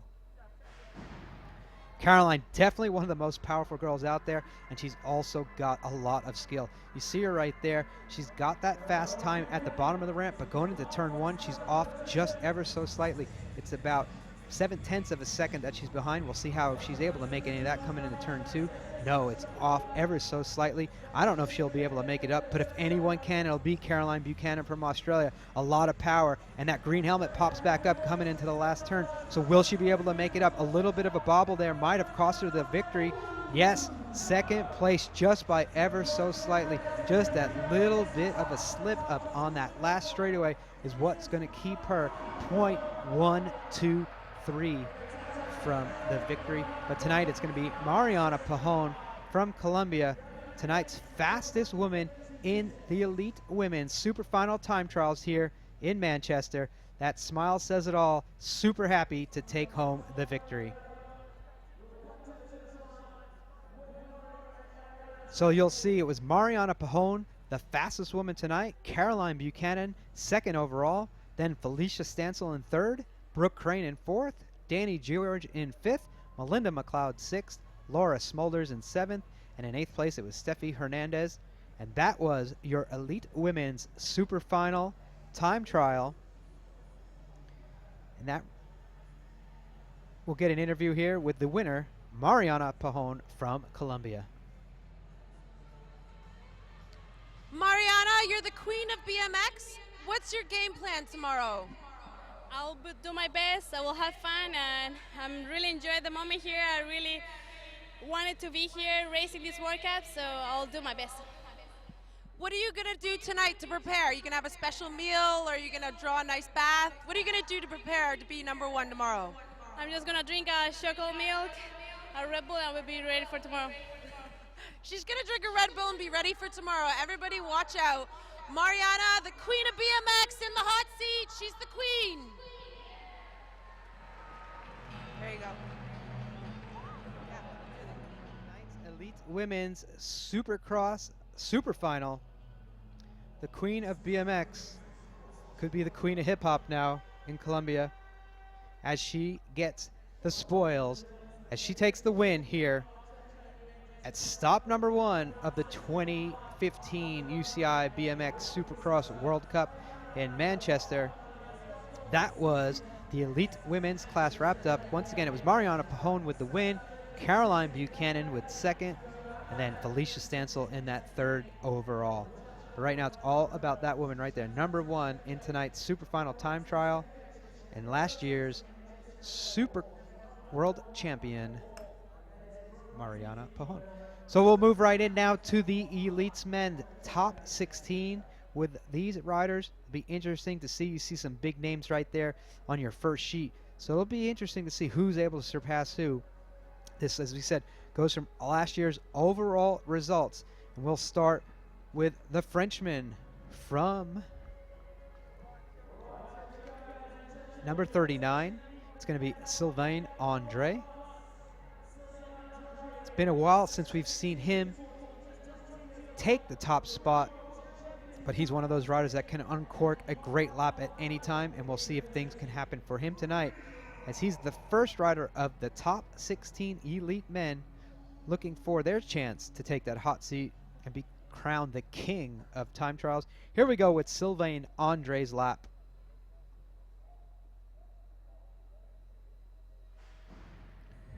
Sylvain, definitely a stylish rider, and he's very fast throughout the turns. And this is one of those places where the turns are pretty flat. You know, big turns, but they're flat. They're not banked all that much, so it's a tough and even the turns here are technical. And you can see him coming right through there. He's going to have that fast lap. And you can see this is a really technical third straightaway, and he looked to get through it pretty good. So coming down that last straightaway, there's some riders that have been jumping pretty far lap here. Right there, it's definitely not, I don't think that's the way he wanted to go through that last straightaway. Comes across the line, 29.38. So Sylvain will get his shot in that hot seat. Moving on. But yeah, we'll see some different lines. Could be here, and we'll have to watch Liam Phillips, because he's the one that gets to ride here a lot, and he's been one of those guys able to really make things happen here too, as well as winning the last 2 years the World Cup here. So it'll be interesting to see when Liam gets on track. Up next, a guy who won't let you be afraid to know that he doesn't care for Superfinals. It's going to be number 777, Mark Willers, age 29. Third place here last year in Manchester in the race, as he's lined up on the gate, getting ready for his shot at these Superfinal time trials.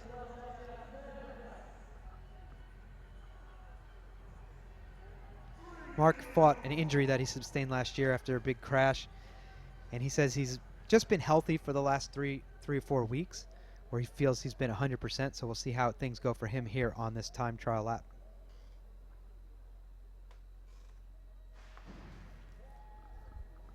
Mark is super powerful, and he's one of those guys that he'll also admit he's not the stylish of all, but we really love to watch Mark ride, and we love his attitude towards BMX. A little bit of an overjump there, comes in, but just such a skillful rider to watch on the track. It'll be interesting to watch him go through this third straightaway. Nice and clean air, airs it out for the fans, comes around this last line. Let's see what line he takes through the last turn, last straightaway. Just comes through, cruises it, jumps to boner air, comes across the line with that second place spot behind Sylvain Andre.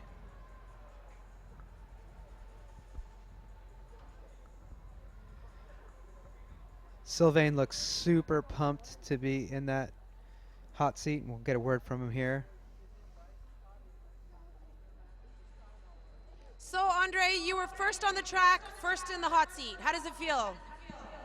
Yeah, it feels good to be back.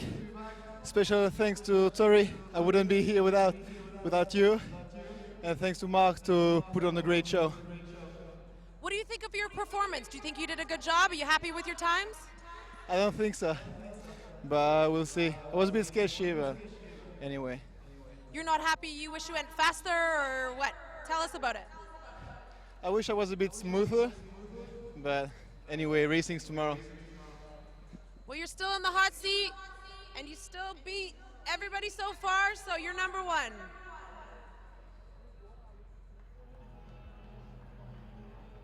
Everyone's been beat by Sylvain Andre, all of Mark Willers. So here we go as we get ready. Next up, it's going to be Kyle Evans right here, and you probably hear the crowd get crazy. Made the finals here last year. Incredible racer to watch. Just a 21-year-old, just incredible and fast guy to watch, and you can hear the crowd already get pumped up for Kyle as he's on the track number 211. Let's see what he can uncork here in his time trial. It's got this track, I'm pretty sure, wired just as good as anybody else in the world. We'll see how things go as we get ready to see Kyle Evans from Great Britain on track for his Superfinal time trial.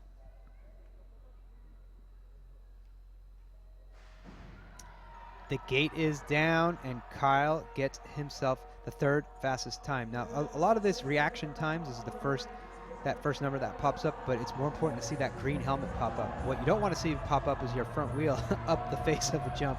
So you see him, he's going to lose a little bit of time there, but if he can make it up, it'll be through this straightaway here.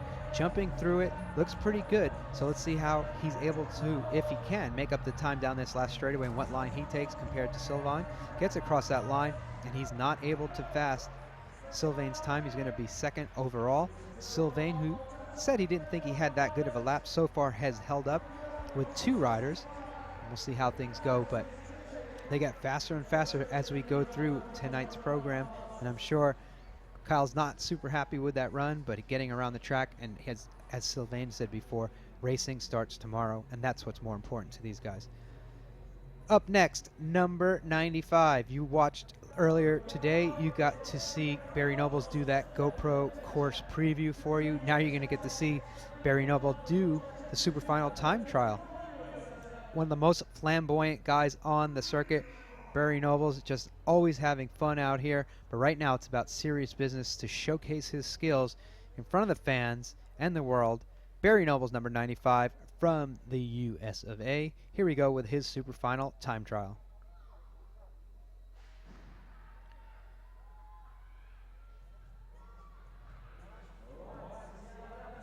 A little bit of a tap manual going into turn number one. Barry's definitely got this second straightaway pretty well wired. And you can see him coming into that second turn. Definitely goes up high, gets those cranks in, and this third straightaway should be fun to watch Barry go through.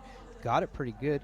Getting through there, he picked up a little bit of speed. We'll see him coming out of that last turn. He's just off the mark ever so slightly with a super final time. We'll see he gets down that last straightaway. A little bit good, not good enough. Third place overall. Sylvain Andre stays in tonight's hot seat. So Barry Nobles will be the third fastest rider, pushing Mark Willers back to that last spot, and Sylvain Andre still occupies the hot seat here. Next up, it's going to be Carlos Ramirez, the little magician, as the fans like to note him as. Number 278 from Colombia. Carlos has been one of those riders to watch over the last few seasons, making the final back in Papendal. Exciting to watch. Lineup on the gate. We'll see how things go for Carlos as we get ready for his run here in the Superfinal time trial.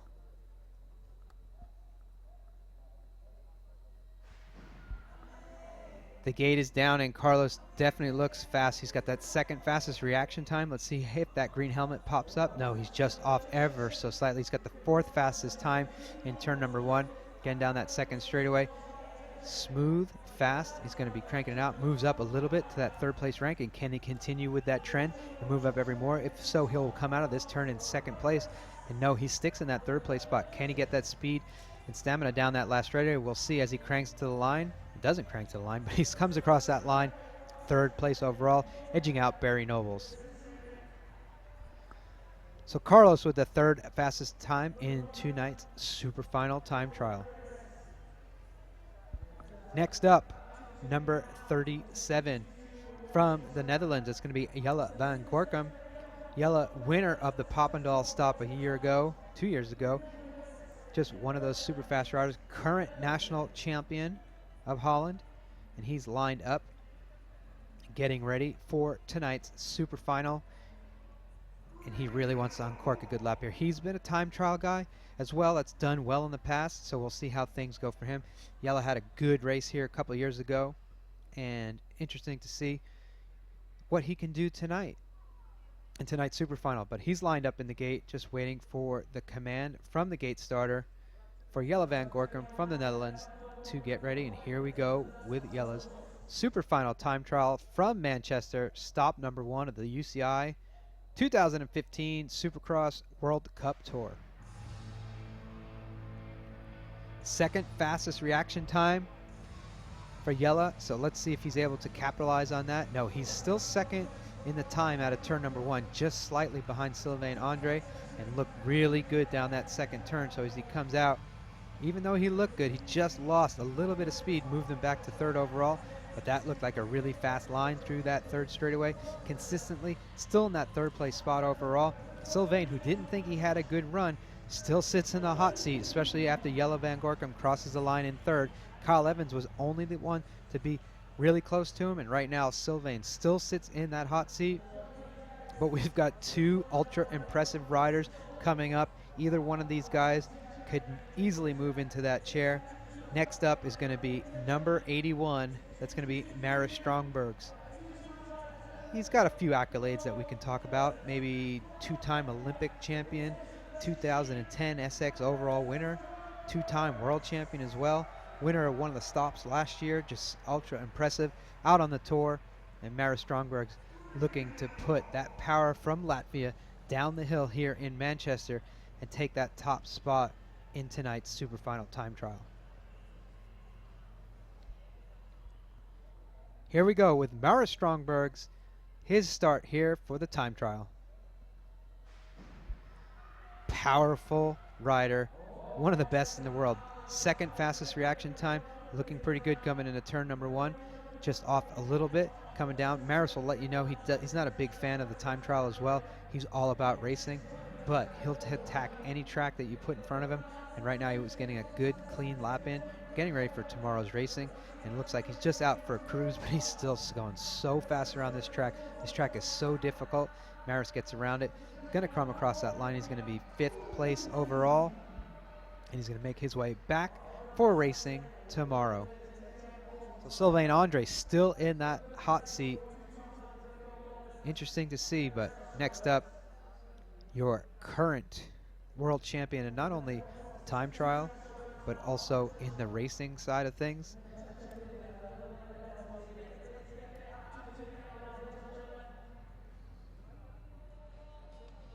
Could your run have been the winning one? I don't think so. Honestly, I don't think so. But everyone does a lot of mistakes on the track. I did some too. So that's why it's hard to catch the backside and keep the momentum. Have you seen a lot of mistakes? Yeah, I've seen some. Uh-oh, we've seen a lot of mistakes, guys. You're gonna have to bring your A game in order to beat him out.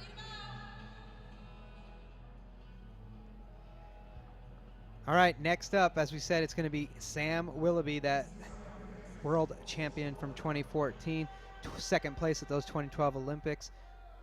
And he's one of those fast guys out there. You don't earn rainbow stripes for being a slouch at all. And Sam Willoughby is one of the fastest in the world. Number 1 in a lot of people's hearts and number 1 on his number plate. Sam Willoughby's going to take a shot around this track. Remember last year he had a pretty harsh crash during his Superfinal. Hopefully it doesn't happen tonight. But here we go with Sam Willoughby from Australia. We're the current world champion. Let's see how things turn out for him as he's loaded in tonight's Superfinal.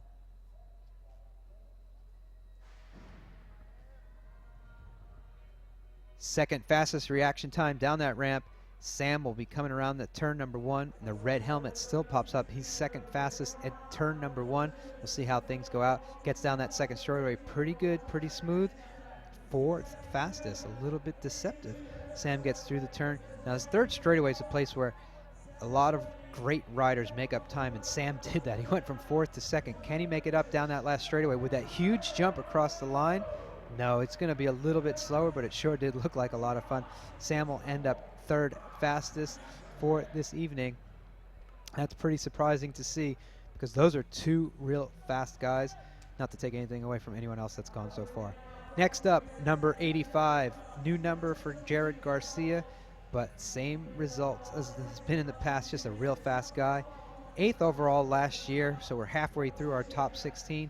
He made a few finals last year, and Jarrett the Jet's looking to improve his ways around the track in Manchester. He'd definitely like to get into that hot seat, so we'll see how things go as Jarrett's loaded in the gate, waiting for his shot to go here at the Superfinal time trial.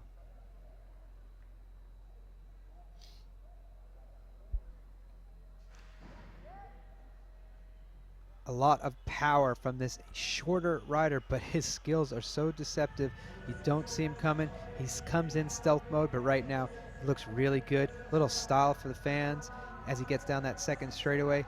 Lofty big air, puts him back a little bit in that time, overall 7th, but he's got good skills through this third straightaway. Let's see if he puts the point. He does. He definitely moves up in the time. He goes from that 7th spot to 3rd spot overall. Can he make up that same amount of time down this last straightaway? Let's see.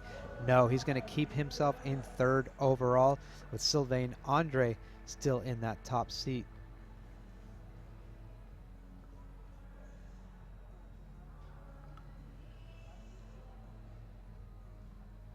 So with just 7 riders left, it'll be interesting to see. Next up, number 500, Renato Rezende from Brazil.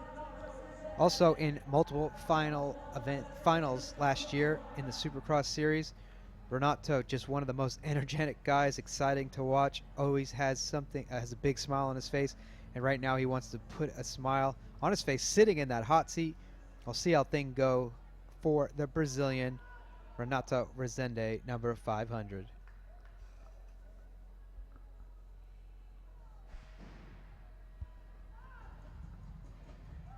Gates down, 5th fastest reaction time. Renato loves to ride these big tracks. And if you go on his Facebook page, you get to see a lot of it because he likes to capture a lot of it with GoPros. Right now, he's going to come through turn number 2 with that 3rd quickest time so far. Can he make it up? Because he's a really smooth rider as well. Gets through that 3rd straightaway. It looks really smooth. He moves into that 2nd place spot, so he's just behind Sylvain. Can he do it down this last straightaway? Looks pretty fast. Comes across the line. Loses a little bit of speed, which is kind of surprising. I thought he was really going to be able to make it up, but he's going to wind up 4th overall. So Sylvain Andre might have uncorked himself a really good run, and he just didn't know it because so far no one's been able to touch it. But we have some really fast guys coming, and next up's one of those really, really fast guys. It's going to be Joris Daudet, number 33, from France, 2011 world champion, 2012 world championship 2nd place. He was the winner of the Popendal time trial last year, and he's already uncorked a few wins on some of the domestic races this year in the United States of America. But right now, Joris looks to come from the bottom and get himself into that hot seat. Let's see how Joris is able to do it. He also podiumed at the World Championships in the time trial, so we'll see. Joris is a very flowing rider, and he has super fast reaction times, and that's one of those things you can see right there. The fastest time at the bottom of the hill. Loses a little speed going into turn 1, but let's see if he's able to make that up. Joris definitely loves to have a flowy race style, and hey, he's flowed himself right to the top. But can he get through these 2 straightaways smooth? A little bit of a bobble there. Will that cost him? It looks like he backs off a little bit, and he does move back into that 4th place spot. Can he make it up down this last straightaway? Let's see what he's able to do. Doesn't pedal to the line, and 9th place is the best he can finish up. These times are so close. One small little bobble like that, you know, will cost these riders, and they just want to keep it safe out there on the track. So unfortunately for Joris, right there, 9th place is going to be the best for him. Next up, your 2013 and 2012 time trial world champion, finalist at the Olympics, number 11, Connor Fields. He's a past champion in this series, and he's a past champion at many races. Just also recently won a domestic race within the United States. He's looking to do nothing better than to win the time trial here. He's been so close in the past, just behind Liam Phillips. Can he do it tonight? Let's see as we get ready to see number 11, Connor Fields from the United States of America, go around the track in the Superfinal time trial. So Connor, 6th fastest reaction time, but he's got some incredible style and looks like he's already moved himself into that top spot. for the green helmet. The fans love that green helmet when it pops up. Here he goes again, and look at that margin of lead, that he's got on Sylvain Andre, and he's getting ultra flowy through that third straightaway. Comes across that last time zone with the lead. Can he get through this last straight? It looks like he's going to power himself to the line, and he's going to power himself to that first place spot in the Superfinal. Knocks off a big chunk of time, a half a second off of Sylvain Andre's time. So Sylvain had a lot of time in that hot seat, but right now it's going to be Connor Fields from the United States of America. As we said, past two-time time trial world champion, making his way into that hot seat. Just a great run there from Connor as he works his way into the leader's chair. Let's see if he's able to stay there for the rest of the night. Coming across the line, number 11 from the US of A, Connor Fields. 4 riders left. So these were the top 4 from last year. And here we go with number 24, age 22, Corbin Charrat. Past winner on the Supercross series, but it was back in 2011. But Corbin's been one of the best riders out there. Super stylish, really powerful. He's able to put it together a lot of times, and I know he would definitely love to do that tonight and edge out, as of right now, Connor Fields in that hot seat, as well as the rest of the riders to go. We'll see that number 24 powerhouse come down the ramp here in Manchester. Corbin Charrat from the USA. 9th fastest reaction time. Those times are so precise. They're so right on top of each other. Don't let that alarm you, because he's already moved up to 6th place in that timing zone after turn number 1. So we'll see where he comes out of turn number 2. Moves all the way up to top 3. So he's going to be one of the guys that gets this third straightaway perfectly. Maybe a little bit of a bobble there. It's going to be good to see. Comes out of that turn. He's 2nd place. Can he do it? He's going to have to crank all the way to the line. He definitely does that, but just so off. Just that one little bobble put him back to 3rd place overall. And so Corbin will not unseat Connor Fields in that hot seat. And we have just 3 riders left. But we'll hear from our current hot seat leader, Connor Fields. I'm here with Connor Fields. Connor, you have the fastest time trial so far. How does it feel? Anytime you get to sit in a hot seat, it's a good feeling, that's for sure. What do you think separates you from everybody that's raced so far? I mean, everybody on this track is so close, and it just takes one mistake or hitting one jump really good to make that, 10th or 2/10 difference. Do you think you had a flawless run? No, I definitely made a couple mistakes. I hit the step up really well. I probably gave my mom a heart attack. It was pretty close, but yeah, I think it was pretty good. Well, you made it look good, so we're rooting for you. Connor Fields is in the hot seat. Everybody, make some noise! All right, just 3 riders left. You saw how excited the fans were getting. Let's see if the Dutch fans get super excited when Twan van Gent, number 148, 22 years of age, is able to go out there. Can he unseat Connor Fields into the hot seat? We'll see how things go. Twan has been on a roll lately. Definitely been a consistent rider on that European series, being in the main event so far, also on the Dutch national circuit. But can he unseat one of the fastest riders in the world? That fancy chrome helmet, that's going to give him some bonus points right there. I would want to put him up in that hot seat. But let's see, as number 148, Twan van Gent from the Netherlands. Just 3 riders left, 3rd overall in last year's series. Let's see how things go for him as he gets ready down the ramp. He's got that first fastest reaction time. Again, he comes through turn number 1, but he moves back to 4th. So there's a huge difference on that first straight between the reaction time and the actual speed to the sector number 1. But he moves himself back up into 2nd place overall. Can Twan get through this straightaway perfectly? Because that's what it's going to take to have to pass someone. Comes out of that 3rd turn. He's still sitting in that 2nd place spot. Can he get through this straightaway just perfect? We'll see. A little bit of a wheelie definitely cost him just off the time overall. He's going to be 2nd behind Connor Fields. And it's going to be an all-out battle with just 2 riders left. 2 riders left. It's going to be Connor Fields still in that hot seat. And right there, you're going to have the number 144, Anthony Dean from Australia, 23 years of age. Finalist at those World Championships Fortunately, a crash kept him from a podium position, but right now he would love nothing better to do than get into that hot seat, take Connor Fields out of it, and put himself in there with just one rider left. But that last rider is going to be a tough one to beat. So here we go with Anthony Dean from Australia, number 144, on tonight's Superfinal time trial here in Manchester. Anthony's a really powerful rider, and he's got some great skills when it comes to track riding. So right now, he's going to go through that turn a little bit slow off the pace. He's going to be 12. He's definitely not going to like that, and I don't believe he's going to be able to make up that time. And right now, it looks like he's just out there for a cruise. Again, he's another rider that's not focusing on the time trial, but he is focusing on having fun on that lap. Same jump triple into the last turn, comes down that last straightaway, gets across the line. He's going to be 13th overall. Unlucky 13 is lucky enough for him because he got around that track. He definitely had fun with that lap, but the fun just stopped because now it's just one rider versus another. Connor Fields sits in that hot seat. Liam Phillips definitely wants to continue his streak of being in the hot seat. Connor Fields has been edged out the last 2 years by Liam Phillips when it comes to the Superfinal time trial, and you know Liam Phillips wants it more than anything else. He's here on his home turf.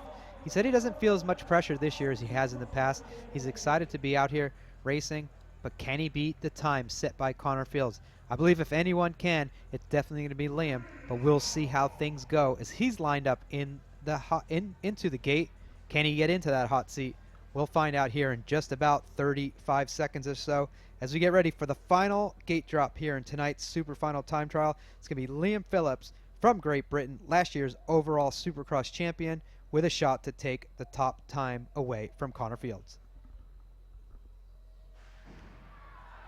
Gate is down and the power is also second fastest reaction time, and you're going to see what he can do as he gets that green helmet coming out of that second turn. Right there, it looks like a little bit of a mistake, but can he overcome it? If anyone can, Liam will be able to. He has the fastest time too, coming out of turn number 2. Down this third straightaway, a little bit of a different run, still has that green helmet coming down the last straightaway. Can he do it? A little bit of a bobble there. Will that cost him the time? No, it doesn't. He edges out Connor Fields by 100th of a second, and Liam Phillips is consistent with those time trial wins here in Manchester, once again taking the fastest time on the track. So there you go. The local boy done good. Tonight's overall champion for the Superfinal time trials, it's going to be Liam Phillips from right here in Great Britain, right down the street he lives, and he had the fastest time in tonight's Superfinal time trial, just bumping Connor Fields out right at the last second by 0.125 of a second. Liam and Connor, great friends, racing each other all the way growing up, and now they're doing it once again in that pro class. But tonight it's going to be Liam Phillips taking the top time in the Elite Men's Superfinal time trial here in Manchester. For the first stop of the Supercross, great racing tonight, great riding tonight, interesting to watch, and tomorrow it's going to go all down here. We're going to have 8 at a time on that track, battling it out, trying to make their way into the championships. So Liam's going to make his way. We're going to hear a quick word from him. He's crowned himself as the champion.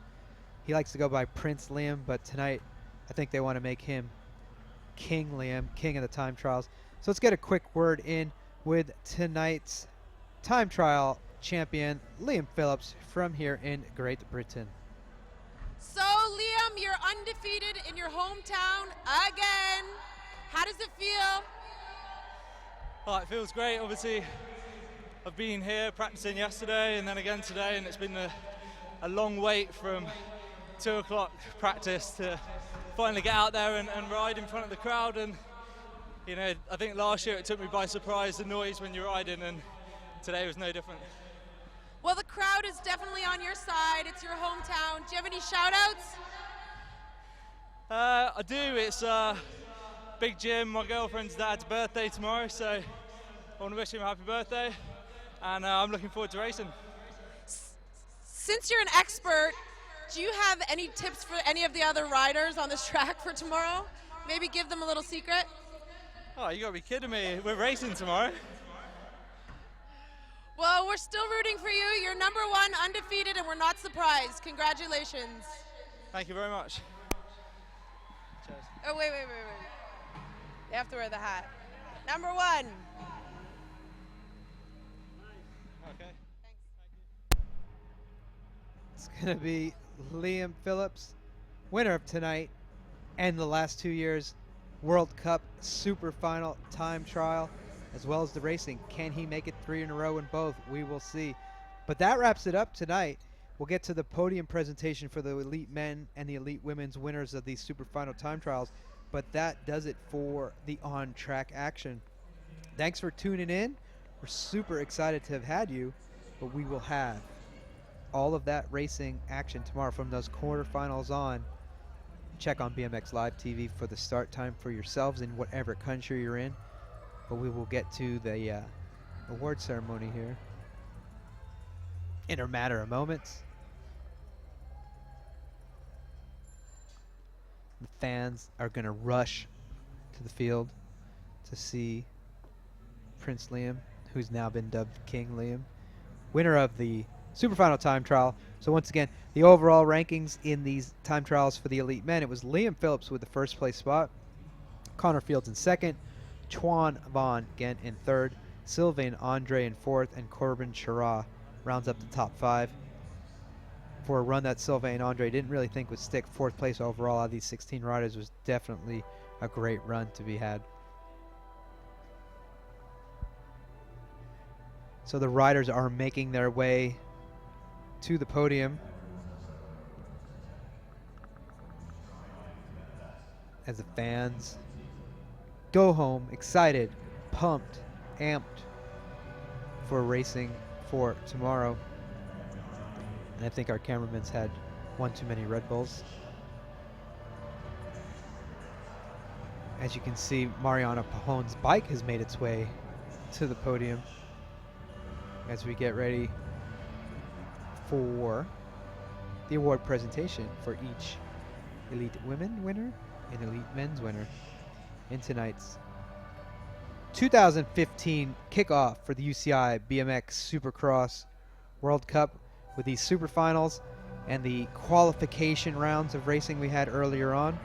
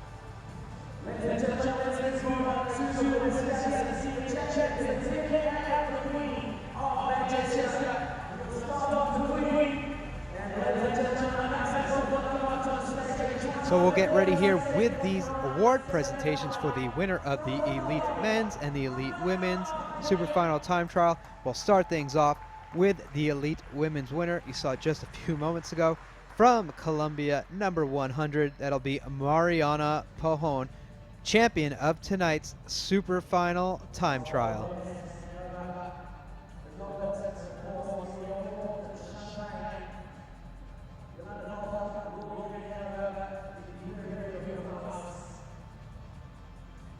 Mariana's going to need an extra hand for all the awards that she's won here tonight. But there she is, tonight's champion of the Superfinal, Mariana Pajon from Colombia.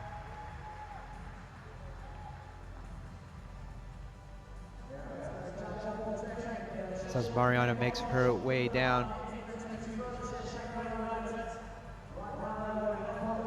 we'll get up with tonight's Elite Men's winner. Didn't have to travel very far today to get here, but it's been a long road for these riders that make their way to the podium because this sport is so tough, so tight, and the times were so close tonight. But again, for the third time we've been here in Manchester for World Cups, the third time is a charm for this winner. 3 in a row. In the Superfinal time trial, it'll be Liam Phillips from right here in Great Britain taking tonight's overall win in tonight's Superfinal time trial.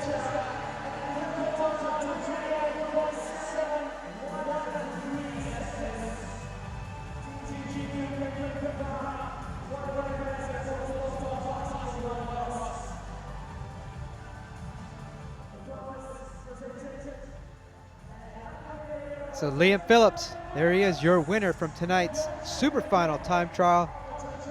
Hometown crowd is pumped for him, and the fans are going crazy. So that about wraps up today's action. Liam Phillips, the champion in the Elite Men. Mariana Pajon, the champion for the Elite Women. We'll get them both back up onto the podium together.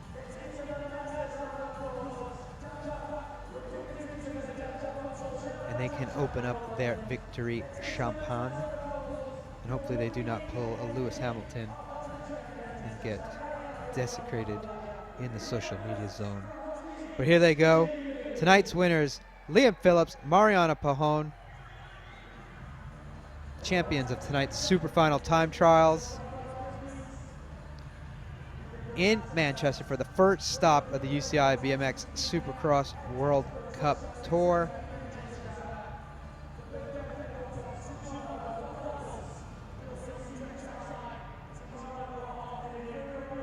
And they are making their way down off the podium and get ready to get back to the track tomorrow afternoon, where we can get you that schedule of all the things that are going to be happening tomorrow. You're going to see these riders on the riders' schedules for tomorrow, so you can get the precise time when we will have those races, and we'll have each and every step of the way live for you right here on BMX Live TV. Liam Phillips and his family super excited, and some other guy. So put that schedule up, give you the times, maybe sometime, or we can show you the gate. So tomorrow, 1500, 8th finals for the Elite Men, quarterfinals for those Elite Women, and we will move on. So it's going to be 3 runs for each of them.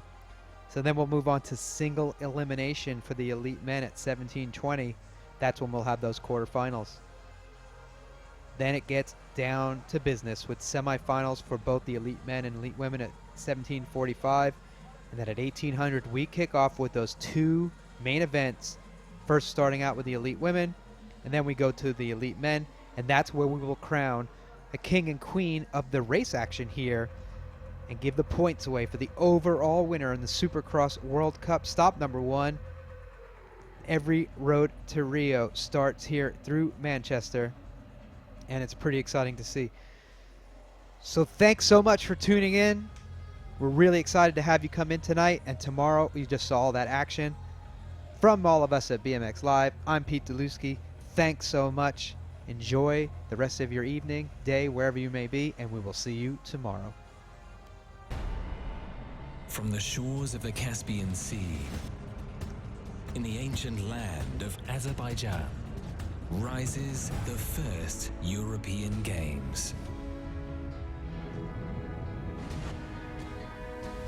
Be part of sporting history in Baku this June. The European Games, Baku 2015, rise to the occasion. Riders ready, watch the gate.